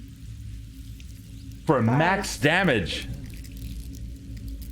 That is He still has 2 hit points. So. It drops down to 1 knee, and there's a huge gash across his chest. Not feeling well at all. Gonna try to attack you one more time. However, Bramble Jr. gets to go. Barbara. Oh, I do. What's my thing where my things are broken? She's not gonna be able to do That's the anything. quills. You were going for the ranged attack last time. What I'm saying is that you can also do a unarmed attack. Okay, so she's gonna go up and try to, I guess, bite him. Yep. Okay. Just do the unarmed. Oh, that was almost. Oh, fuck! That was almost a 19. It's alright. almost a She's gonna 19. use her last 2 to like go away because she's looking like she's about to fucking die. Okay. All right, so we're gonna take her out of combat. Yeah. Okay. And it is its turn. Yeah. Oh my god, this is down to the goddamn wire. Listen, I know they're only level 1, but that's wild that the gods had to intervene every single time to save her. So I'm just saying maybe it's a little broken. It was 2 against 1. This was not meant to be easy. It was meant to be an epic fight, and it is. Alrighty, so we're gonna. It's coming out. Okay, hold on. You ready? Sure. First attack, +7 to hit. Ooh, that's an 18. Hits by +6 at this point. Second attack. Nat 20. Mm-hmm. Oh. That's a crit. Oh, that is absolutely a crit. Mm-hmm. And then its third attack. They all hit. So she'll. Hold on. Crazy C just healed you. Yay! More of this act. So the birds are pecking. All right. So your bird friends, the bird that you saved, bought you this opportunity thanks to Crazy C. Comes over and it's more healing sacks. You see like 15 birds like all carrying sacks from branch to branch and like pecking at them furiously in order to release the healing liquids down upon you. Crazy, roll. All right, so you get 3 hit points back. Oh, shit. Dude, this is nuts. This is absolutely fucking nuts. Alrighty, you ready? Yeah. Okay. Just making notes. Yeah, go ahead. So the first one, this is going to damage. 4 hit points of damage. Oof. I guess I'll use that one for the reaction. Okay, go ahead. So that is going to... 1. Yeah, that's a good one to do because you get +3 back. If you did it when it was a 2, then you'd only get 2 back. I know, I'm worried about the crit. That's why. Yeah, exactly. So you have something there. I'm checking to see if anybody else has redeemed their channel points. No one, not yet. Okay, that was that one. That was the first. All right, here's the critical. We're going to take a crit card. All right, this is a piercing. The target drops one item it is holding. Pierced elbow, normal damage. So you lose the sickle. Oh, cool. That's a cool thing. That's awesome. It cuts it right out of your hand, and you only take normal damage, which is going to be 3 hit points. Bramble has 1 hit point left. We have a 3rd attack. I know. Oh, man. It's fine. Is it? Well, no, but it is what it is. And this one hit by 4. Hold on, let me make sure you don't have any conditions on you that you shouldn't. I do want to be fair. No, I have sickened and stunned. Or I don't have stunned anymore, just sickened. You don't. Yeah, you still have sickened. Hold on, let me just see if this is something that would have worn away by a number of turns. I want to make sure that all the rules are fair. Even if it is, which is fine, it still would have been a hit for all of them. It would have been a hit, yes. So you feel ill. You cannot roll over a 3. Crazy, like I'm trying here. So you take a status penalty equal to this value on all of your checks and DCs. You can't willingly ingest anything while sickened. You can spend a single action in an attempt to recover. Yeah, I'm not doing that anymore. Right, on a success. So you continue to be sick. So I can't take my good berry. Yeah, you wouldn't be able to do that. You need more heals. There's more heals. Bramble is down to 1 hit point, and I'm about to roll the damage for the last attack. And Lich just did it. Dude, those birds up top that continue to peck at that sack. Let's see what we got. You get to roll he rolled another one.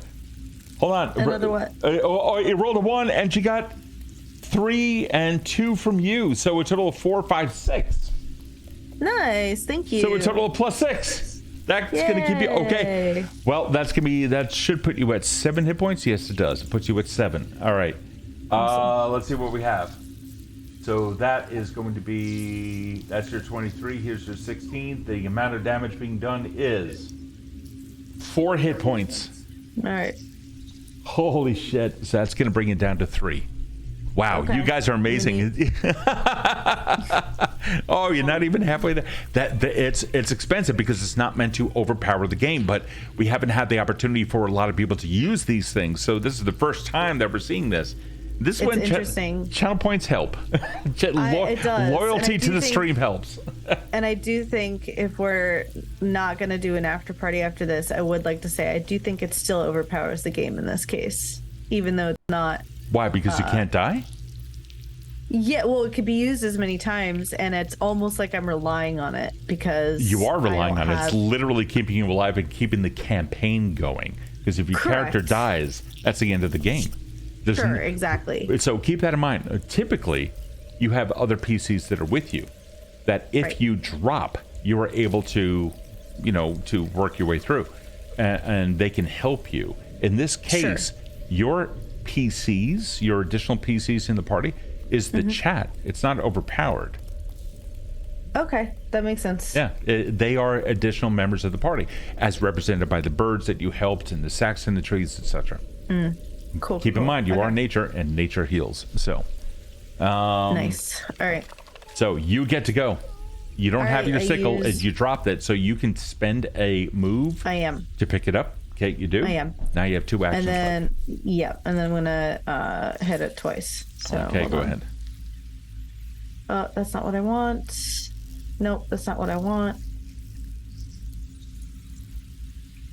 Oh, it's a 7, and that's a 10. Both of them are misses. Oh God! We'll get there. We'll get there eventually. So he's gonna being a little bit unsteady, navigate over here, take a 5 foot, which is gonna use a single action, and then melee strike for +7. No, Yeah. that is a hit. Cool. Hits. Yep, it hits by 1, and then come at you for a second one. Ooh, which is gonna be a 10 and misses by 2. Cool. So the first one coming in for an attack, 2 points, 3 points of damage. Hold on, we have single rabbit is, oh God, and 3 points of damage. Brings you down to 0. Yep. Okay, here's how well, you're currently unstable. Let me just make sure that how that works. Okay, so the dying condition. You're bleeding out and otherwise at death's door. While you have this condition, you were unconscious. So let me just confirm something here real quick. Okay, you are there.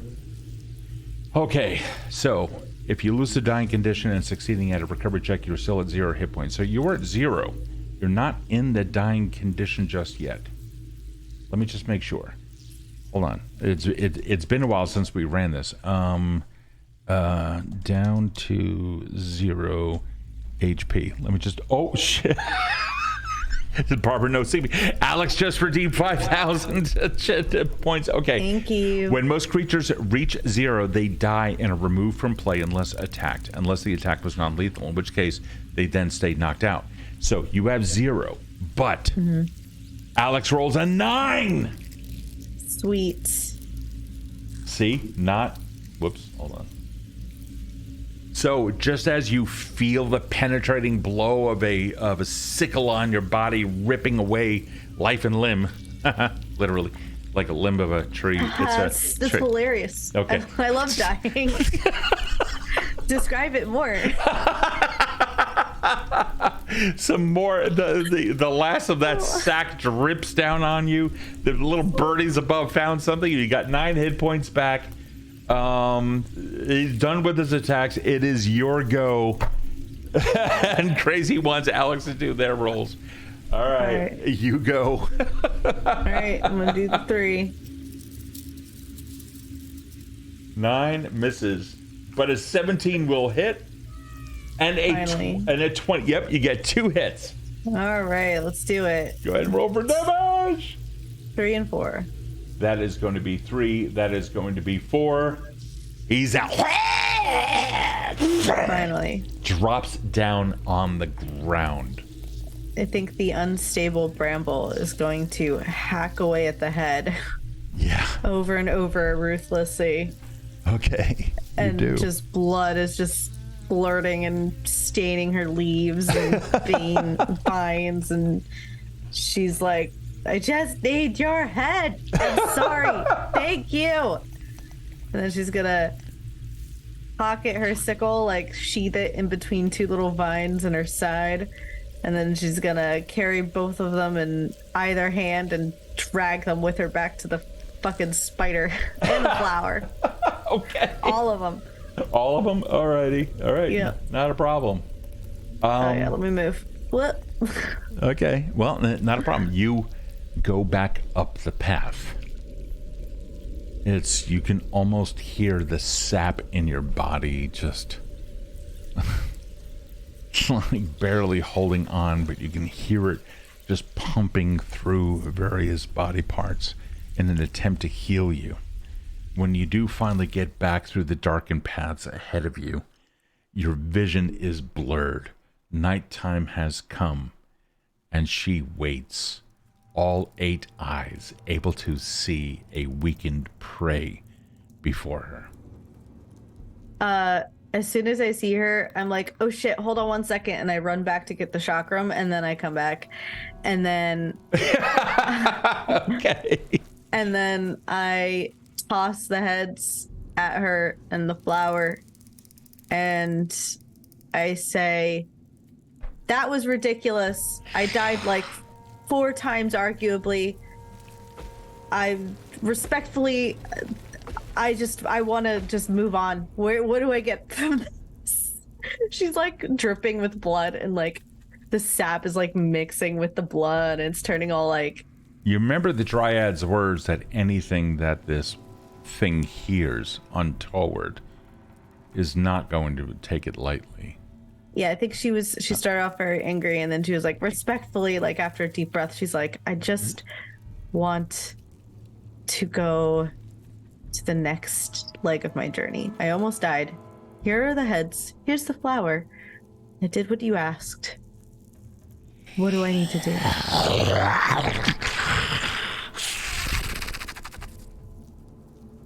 She comes rushing forward,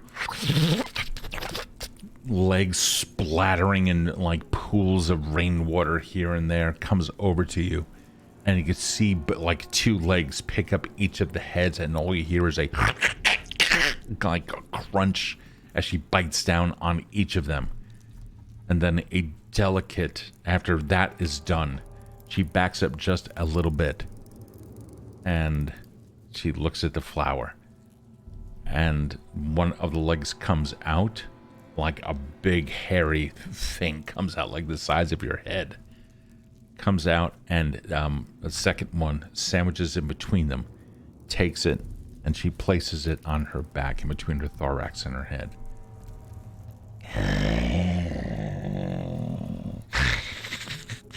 Tell the circle I will await their commands. And she pulls back a little bit, giving you access to the remainder of the path. What did she say about commands? She pulls back and allows you to see I await their commands. Okay, cool. That makes a lot of sense. Okay, thank you. And I do like a little bow, like Some sap pours out of your head. yeah. And I'm just like, I'm sorry, I made a mess. I'm dying, probably. I'll just be on my way back to the path. And you go back. Yeah, she's gonna go back. She needs to take a long nap. Okay. You end up going back. It is nighttime.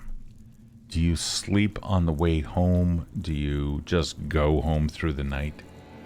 I think she's going to be in like a dissociative like space where she's just like, you know, when you're driving and you realize like 30 miles later you've driven in a car for 30 miles and not realize you were driving. She does that, and she's just wandering, and it's like a montage of like the night sky passing by as she's going like trudging through the path, like not even really, probably very carelessly, not even paying attention to where she's going, just that she's going a straight azimuth towards the Dryad. Okay. So you do that, her feet just kind of plodding ahead. As I had requested initially from the chat, I must also request it again. Can you guys roll a D100? Exclamation point D100, please. You did get the chakram. You have, you gave her That's the flower. why I got it. Yeah, that's Yeah. right. Okay, good. Good. 59. Cool. You're going through, your feet automatically trudging ahead every step of the way, a little bit of sap leaking behind. You start feeling extremely fatigued. It's difficult for you to go forward. How are you able to continue? What does it look like? I think it's literally just straight like She probably has like Barbara like pushing her ankles a little bit forward each time. Um, she's gonna keep going until she literally collapses. She's not gonna stop. Okay. You go forward, not even caring. You can't avoid notice. You can't defend yourself. You're doing everything that you can. You can't even hustle. You have no energy until finally, you don't know how long you have been traveling. You knew that you had slept at some point in this time, but that was a day ago, and you're feeling worn down. If anything comes towards you, you know that you're not even thinking. The last thing you remember was the night closing in on you. It didn't take long, but you do remember the sun coming up at one point and bleary eyes opening to greet it. And then the world spun a little bit and it all faded one more time. When it opened back up, there was a smell of sweetness in the air. The woods took you over one more time. Something about them simply kept you. When you woke up, you found yourself in a pile of leaves just off of the side of the path. You remember that stone that you had stumbled on just the prior night. So you didn't move, you didn't advance. And your wounds have not been tended to. But somehow, some way, you remained unmolested through the night. And then you see, across the way, on a tree, in the bark, a little bit of bark removed. Not enough to get behind the bark to unprotect the tree. But you can see something there that appears like a half-crescent moon, and a dot in the middle. You wake up, you have a long rest. Yeah, go ahead. No, I'm waiting for you. I wouldn't have done anything until okay. Yeah, I was up. Not a problem. It's going to take a little bit of time, but you're no longer feeling fatigued. You're feeling sore, but at least you can continue. Am I still sick? Yeah, you still feel it. You're not able to do much of anything. Can I try to throw up? Yeah, you do. And eventually you would be able to, as long as you tell me that you do that. It takes a little bit more out of you, but yeah, you're finally able to do it. Oh, I don't have to, okay. I don't have to do a fortitude No, save? no, we're going to assume that it's going to work at one point or another. Okay. Dice rolls work out handy in moments of crisis, like when other things are trying to kill you. But during exploration, it's annoying as hell. You don't have to make any die rolls. So, alrighty. Yep, go ahead. Once I have the strength to stand and walk, I'm gonna go look over at that sigil. Okay. Does it look like it was put there recently? How would you tell? If it's green underneath. No, it's not. Do I know what that symbol is? Have I read it before in my archiving? Give me a religion check.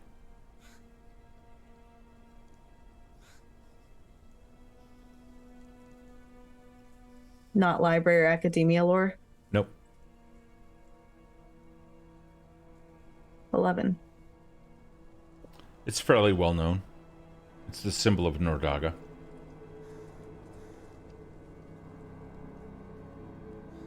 Okay, I'll keep it in mind because it's totally random that it's there. It doesn't, if it's not new. Which way is north? Give me a survival. Okay. Oh yeah. No, you know. You're looking 14. At the sun. Would you roll in total? 14. Yeah, you're fine. You understand exactly which direction you need to head on, and you plot. I'm assuming you continue moving. Yeah, yeah. Finally, you do. You get back to where you needed to be. You end up using your vines. You go down the cliff. Still a little bit worse for wear, but you do manage to get down there. What is your Constitution modifier? That's a good question. What is it? Should be on the first thing. Character is a +1. +1. Yep. So every time you rest for a little while, you get that amount of hit points back, by the way. Oh, okay. Okay. And times your level and your first level, so you get 1 hit point. Oh, you are now sickened 1, by the way. Oh, because I took a long rest? Well, you took a rest, yeah. Hold on, let me reduce that. There you go. You're good. Should be. Hold on. There you are. Okay. So you end up going down the cliff. The waterfall washing off parts of your body that were just basically barely hanging on, and you stumble into the cave. The roar of the waterfall behind you is almost a comfort, drowning out so many other sounds of the wild, until finally your brain is able to relax just a little bit. You can see a blur of motion come towards you. You remember healing hands being laid on you.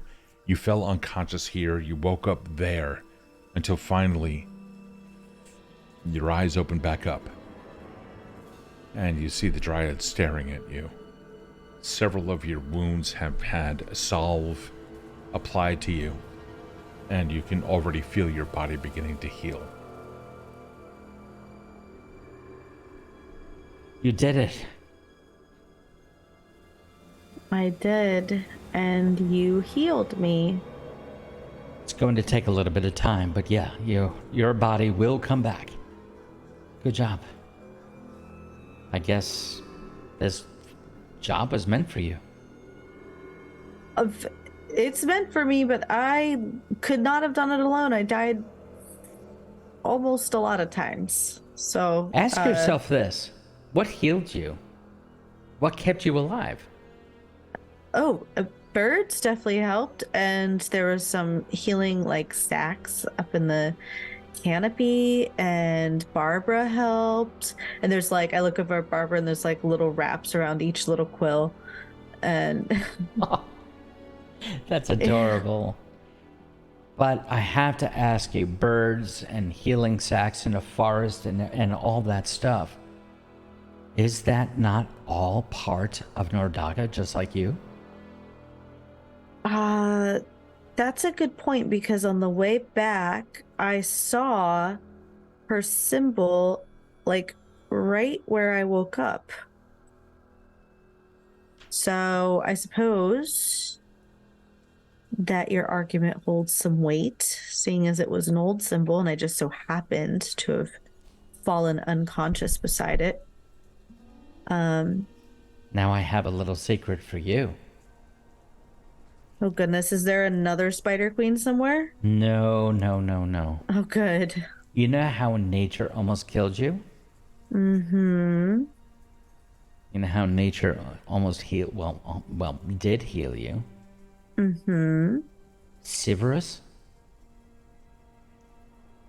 is a priest of Nordaga. Keep that in mind.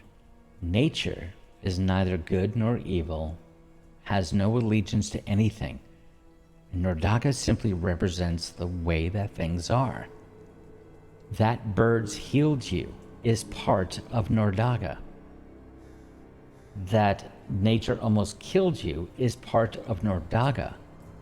But the things you had to fight, I don't know what they were, but I can guarantee you they were not part of Nordaga. And that is why Severus needed somebody to go do it. You took care of a priest of Nordaga, and Nordaga probably did something for you in return. That is the way of nature. Okay, I could see. I'm picking up what you're throwing down, Dryad. What is your name, by the way? Because you've helped me out a couple of times and I don't even know your name. Altreya. Altrea. Mm-hmm. I make a mental note. Totally not physical. All right. So what next? What happens Now, with this ritual? I think it's time for you to take a rest while some of us do our job. You've done yours. So now we have to do our part in this. The ritual that Severus is going to conduct is going to assist us. We're going to use that trinket. The trinket itself holds the secret of where the last seed is. The ritual unlocks that secret. Okay. So what happens if the seed is like all the way in and she like goes over her head and like what she's read, she's like stay Avery or Stop. Mitvia Sure. or what happens if the seed's all the way over there? Then I guess you're going there. But what if I get there and it takes too long? What if an avalanche comes and wipes us all out? What if humanity continues their endless wars and destroys all parts of nature? What if a tornado comes and removes some of their cities from the face of Nordaga?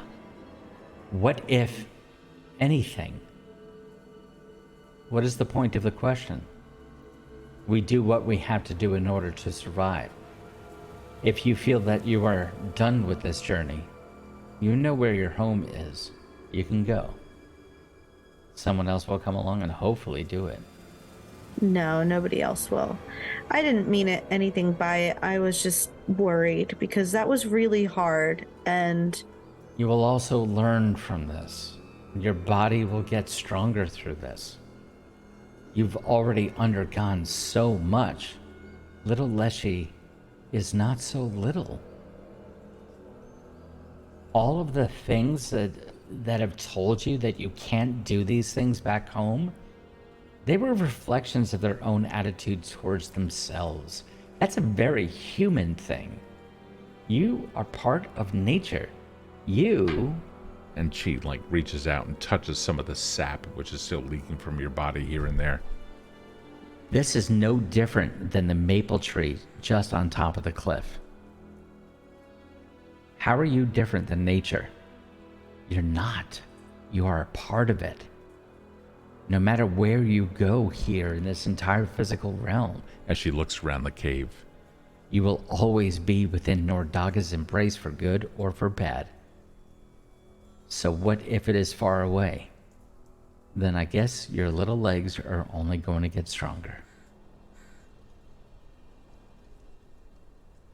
In the meantime, you need to sleep. okay. What do you do? I'm gonna go the fuck to bed. Okay, all right, cool. So you end up staying there a number of days and completely resting up until finally your body is good again. At one point in like the third day that you've been there, you wake up and you can see that your chakram has been laid out and your sickle is there, and other things have occurred as well, such as your clothing, has been stitched. Your clothing, various leaves and parts of your body have been like replaced and new little bits have grown, and you are pretty good. There's also something that the Dryad has laid out. If you want, you can also wear this. This beast. You look and you can see that there's the hide of deer over a stone within the cave. Old age came. The cycle of life continues. And Fair claimed this one. So, as is the way of nature, certain things give over so that other things may live. This hide we can use for you, and we can make you armor. This should assist in the protection if you wish it. Yes, thank you. This is the way. This is the way. She hands you a helmet, which you will never take off ever again. No, and then and then Barbara turns green and gets big old green ears. And this is now the Mandalorian, the tabletop game. Alrighty, so it takes another day or so, but the Dryad, Altria, continues to work on this armor until finally you do have the equivalent of like leather armor. After all of that is said, on like day 5, since you came back, there's a one point where you two were talking about whatever, and something ends up coming through the waterfall and into the cave behind it, and you can see that it's a what appears to be a spider about 3 feet wide or so. One of its legs is kind of walking with a limp. Oh, this is awkward. And the Dryad comes over and like immediately, Stop! Who are you? and like whips around with like a dagger, and there's a hissing sound, and then a leaf falls down on the ground. Its leg had picked it up and puts it down in front. It then turns around and leaves. She goes over to the leaf, looks at it. I see. We need your trinket. I'll give it to her. She takes the trinket, wraps it up in the leaf, and as soon as the trinket touches, she lays it down on the ground, and the leaf itself, you can see a golden light beginning to overtake the veins in the leaf. The whole thing turns into like a golden glow that embraces the trinket, and the leaf itself just simply wraps itself around it until it becomes this convenient little package. The thing finally unfurls. She picks it up and hands the trinket back to you. When she turns the leaf over, you can see the imprint of the tree that has carved into the trinket is actually a map that, in combination with the veins on the leaf and everything else, divulge your next location. She's looking at it, and she lays it down in front of her. This looks like it goes further west into the territory of man. But if I'm not mistaken, there's a temple nearby there. Hold on. She points at a sigil, and she doesn't recognize the sigil, and she's looking at it quizzically. Do I? Yeah, give me what you believe that you can use to roll. You may have come across this in your studies. It's going to be library lore if I came across it myself. Yeah, that would be exactly it. Or academia lore. Oh, God, that's a 4. Maybe. So. Well, you don't remember. Okay, so no, that's okay. So there's academia lore. What's the other one that you have? Library. So roll library. I did. Oh, that was library that you rolled? Yeah. Then roll academia. Yeah, it's a +5 and I'm trained, which is so much better. It's a 20. Much better. So this is academia, right? Yeah. Okay. You are not, because of the library roll, you are not able to accurately tell what is there. But the symbol itself is an old reference to some old cults owing to Nordaga in the past. You see kind of the symbol of the 2 half moons, you know, the rounded portions facing away from, or almost touching in the dot in the middle. But you will also recognize it as the symbol of a cult. A Nordagan cult, not necessarily a bad one where you have to give over all your wealthy riches and stuff like that, but it's definitely of a faith. Mm-hmm. And this one, you swear, it's like an old established religion from the last age. It's something that calls out with a might And then you remember. There's a name. It's on the tip of your tongue. Can't quite remember, but you know that it's the name of something powerful from the Second Age. Most likely a priest of some kind that tried to keep the Nordagan faith while the Italti ruined the world. What do you know?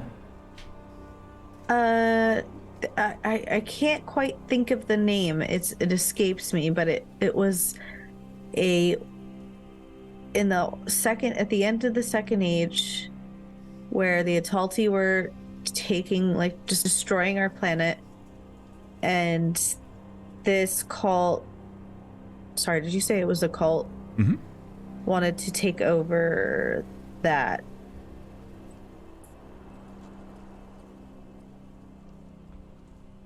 It sounds like... I can't tell. I don't know what it is there.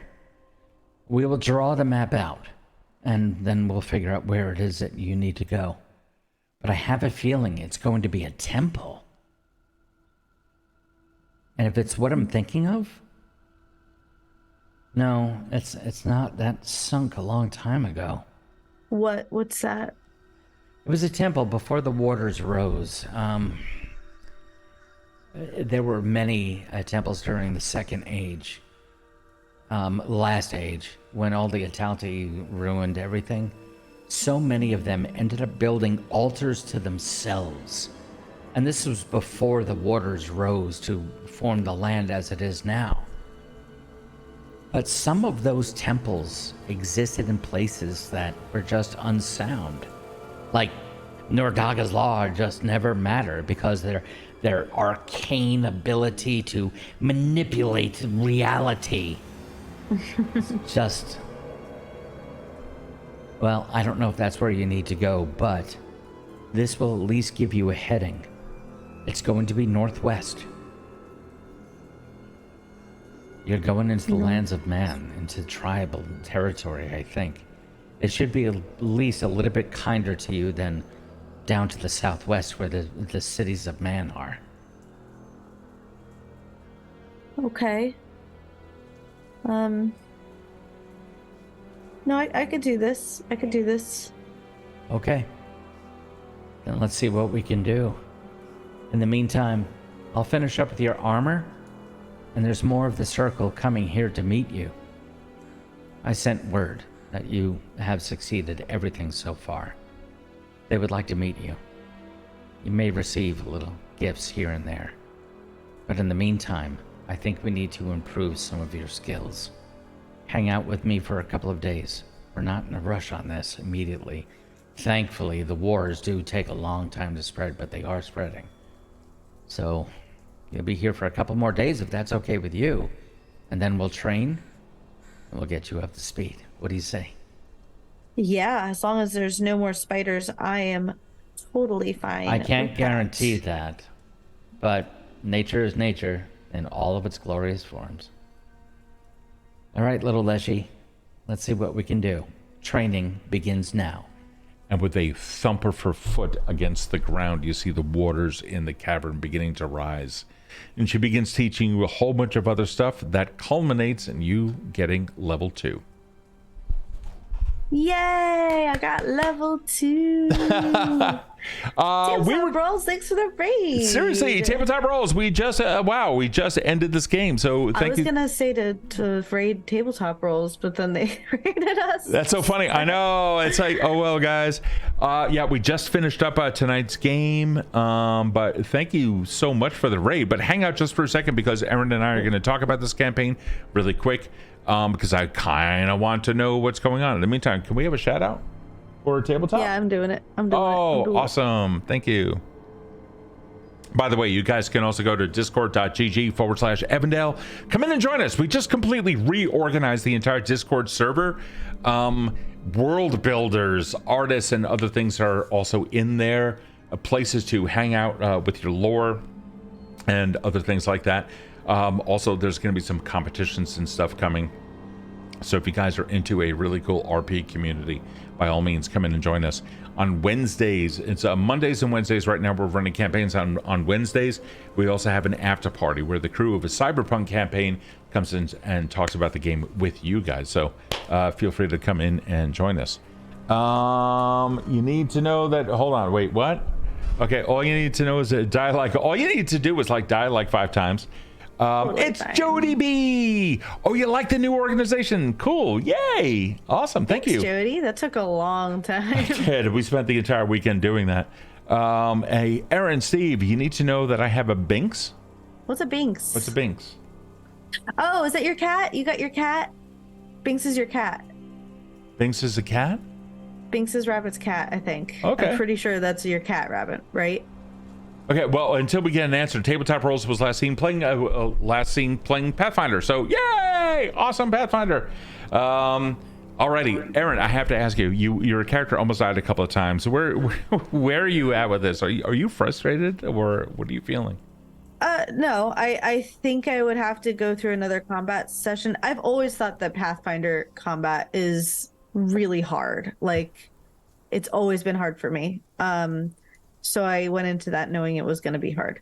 I would like to see what it's like in another combat session, because true, chat is a character, but it also, I don't think Pathfinder rules I don't think any tabletop game really takes into account one player campaigns. It's like a hard balance. So I would like to have, not that I'm not appreciative of being revived, I would like to have a little bit more control over my character being able to do things. Sure. Like, you know what I mean? So I'd like to see what that's like in another... What did you feel that your character was inhibited or prohibited from doing? Dying. Like, well, when she only gets 1 hit point, like when she's at like 1 or 2 hit points, and there's like 1 more attack roll or 1 more damage roll you need to roll for, and I'm like, it's looking like it doesn't. I'm gonna die. I want to make sure that, I mean, that's every TTRPG ever. If they have like a hit point system, if you have 1 hit point left and there's 1 more damage roll against you, and I mean, it's gonna lay you out.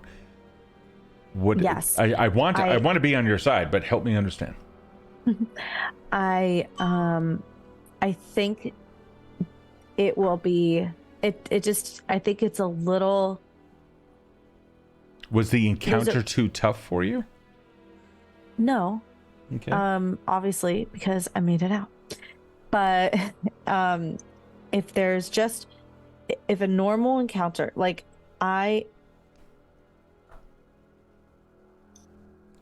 normal encounters with a regular sized party in Pathfinder are still very difficult. If it doesn't take into account that there is 1 player in the campaign, then we should maybe look at how to balance the sudden change in the structure to make it more balanced, to be mindful of the fact that that there's just 1 person. Whether that be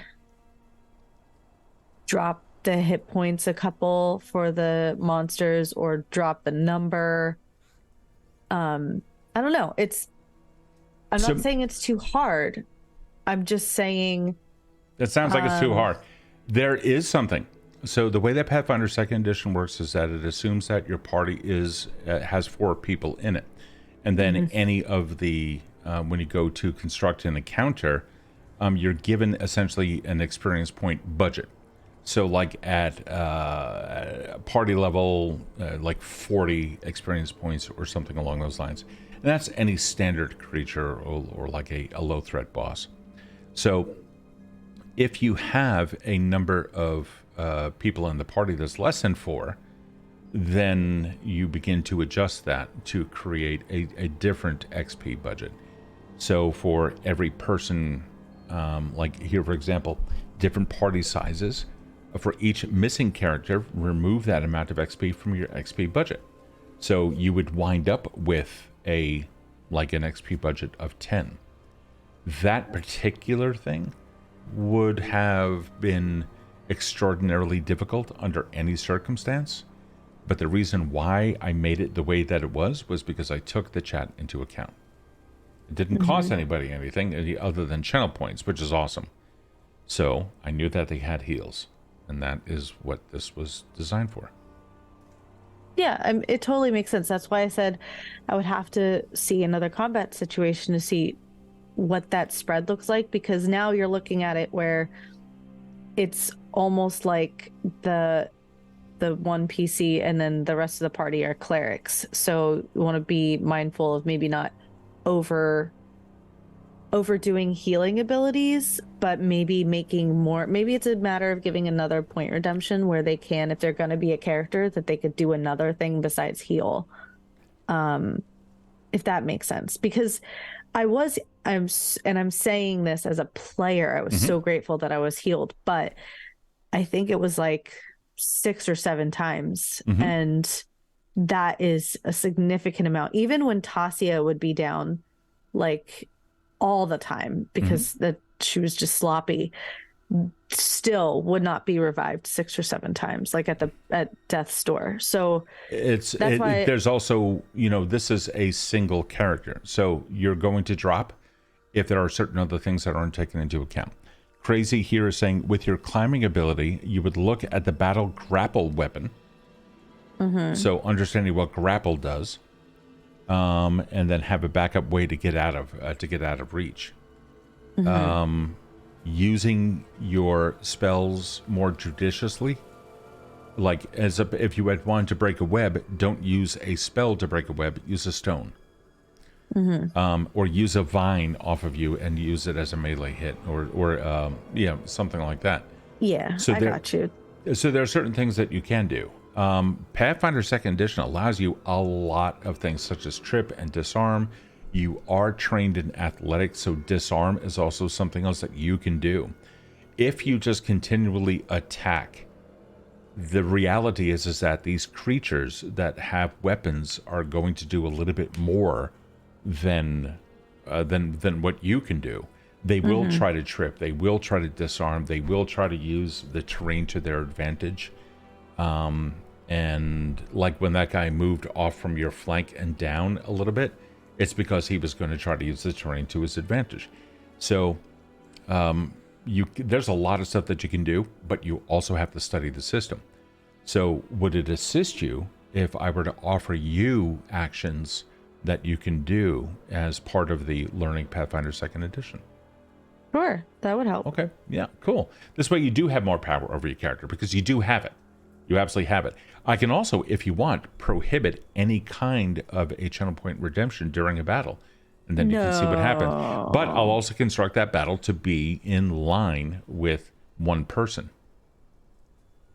No. I mean, if you like to be in line with one person is one thing, but I do like that chat can participate. That's still really fun, especially with a one-person campaign. It could feel kind of like lonely on this side because it's just me and my thoughts.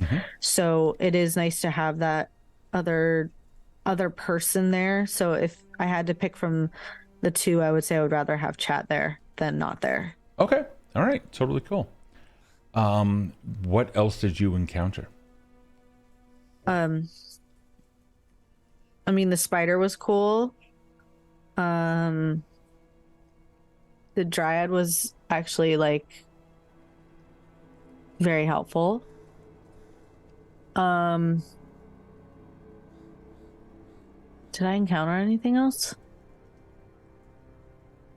I mean, no. That was it. I mean, like, what's your take on the rest of it? Did it work out for you? Was that the kind of adventure you like, or? Yeah, it was good. It was good. I think when it comes to role play, puzzles. Yeah. When it comes to role play, specifically puzzles, because I'll consider that like combat of the mind. Plot and combat, physical combat. Combat in general is not my favorite, but Really? it was Okay. fine. Only because it comes to a point where to me it just feels like roll to hit, attack, roll to Okay. hit, attack, like what we talked about before, where I could just learn the system better. So yeah, just but it was fine. It was good. It was funny. It was fun. I had a fun time. All right, cool. All right, sweet. In which case, then, we will see you guys next week, next Monday, 8 p.m. That's when this one kicks up. 8 p.m. Eastern time, Eastern North America, so like New York time. Come and join us to find out exactly what's going to happen to Bramble Clove from here on out. And also on Wednesdays, the Cyberpunk game Kill City Sinners picks up. Also making an announcement not next Friday. At some point in the near future, we're going to open up a third game on Friday evenings as well, which will also be Pathfinder 2nd Edition. But I can't give you any more details on that. Those players are just coming together, and they're being told what's going to happen, but that'll be unlike most games that I've ever run. So we'll see what happens. Either way, do we have if anybody here has anybody that they want us to raid, look down below in Twitch, and you'll see an ability to type in there some stuff to nominate who you want to raid. Unless, Erin, do you have anybody that you know? We've got Valor Studios. We've got ADH Adventures. I think we've hit them before, haven't we? Yeah, we like ADH Adventures. We've got... Actually, those are the only two I have. Perception Studio, but that's like just a talk show. It's an intro to anime. I mean, Valor Studios or ADH Adventures is fine. Okay, hold on. Can you spell one of them, please? Valor Studios is VALORE Studios. Got it. Okay. All right, guys. We are going to send you over there. Thank you so much for hanging out with us. Definitely appreciate it. And major shout outs to Patreon, Patreon patrons, and others who have been joining us all this time and keeping the torches lit, as it were. Little FYI, within the next 2 months or so, we're going to be moving from Patreon over to Discord, a server subscription, kind of bundle everything all in together. Not that you don't have to enjoy a server subscription or anything like that, but with the upcoming release of the Evindale Primer, I'm just saying, if you happen to be a subscriber or a Patreon patron, you kind of get that stuff in advance and have a say in the direction of a lot of things. So for those of you who have been doing it, thank you so much for having supported us. And for those of you that have been throwing channel points, my God, you guys have been absolutely amazing. You literally kept the campaign alive. So thank you so much for that. Have a fantastic... Yep. Wait, we gotta change the raid because that's a rebroadcast. Oh, it's a reprod. Okay. Yeah, I gave you the name in chat and this Zoom chat for how to spell the other one. Zoom chat. Let me go there and open this up. ADH Adventures. Okay, cool. All right, ADH Adventures. There we go. Let's get that one going. Raid created. Okay, cool. All right. So we will see you guys Wednesday night for Kill City Sinners. And until then, you know what to do. Stay dark well, love everyone, and have fun with life. We'll see you guys later. Bye. Bye.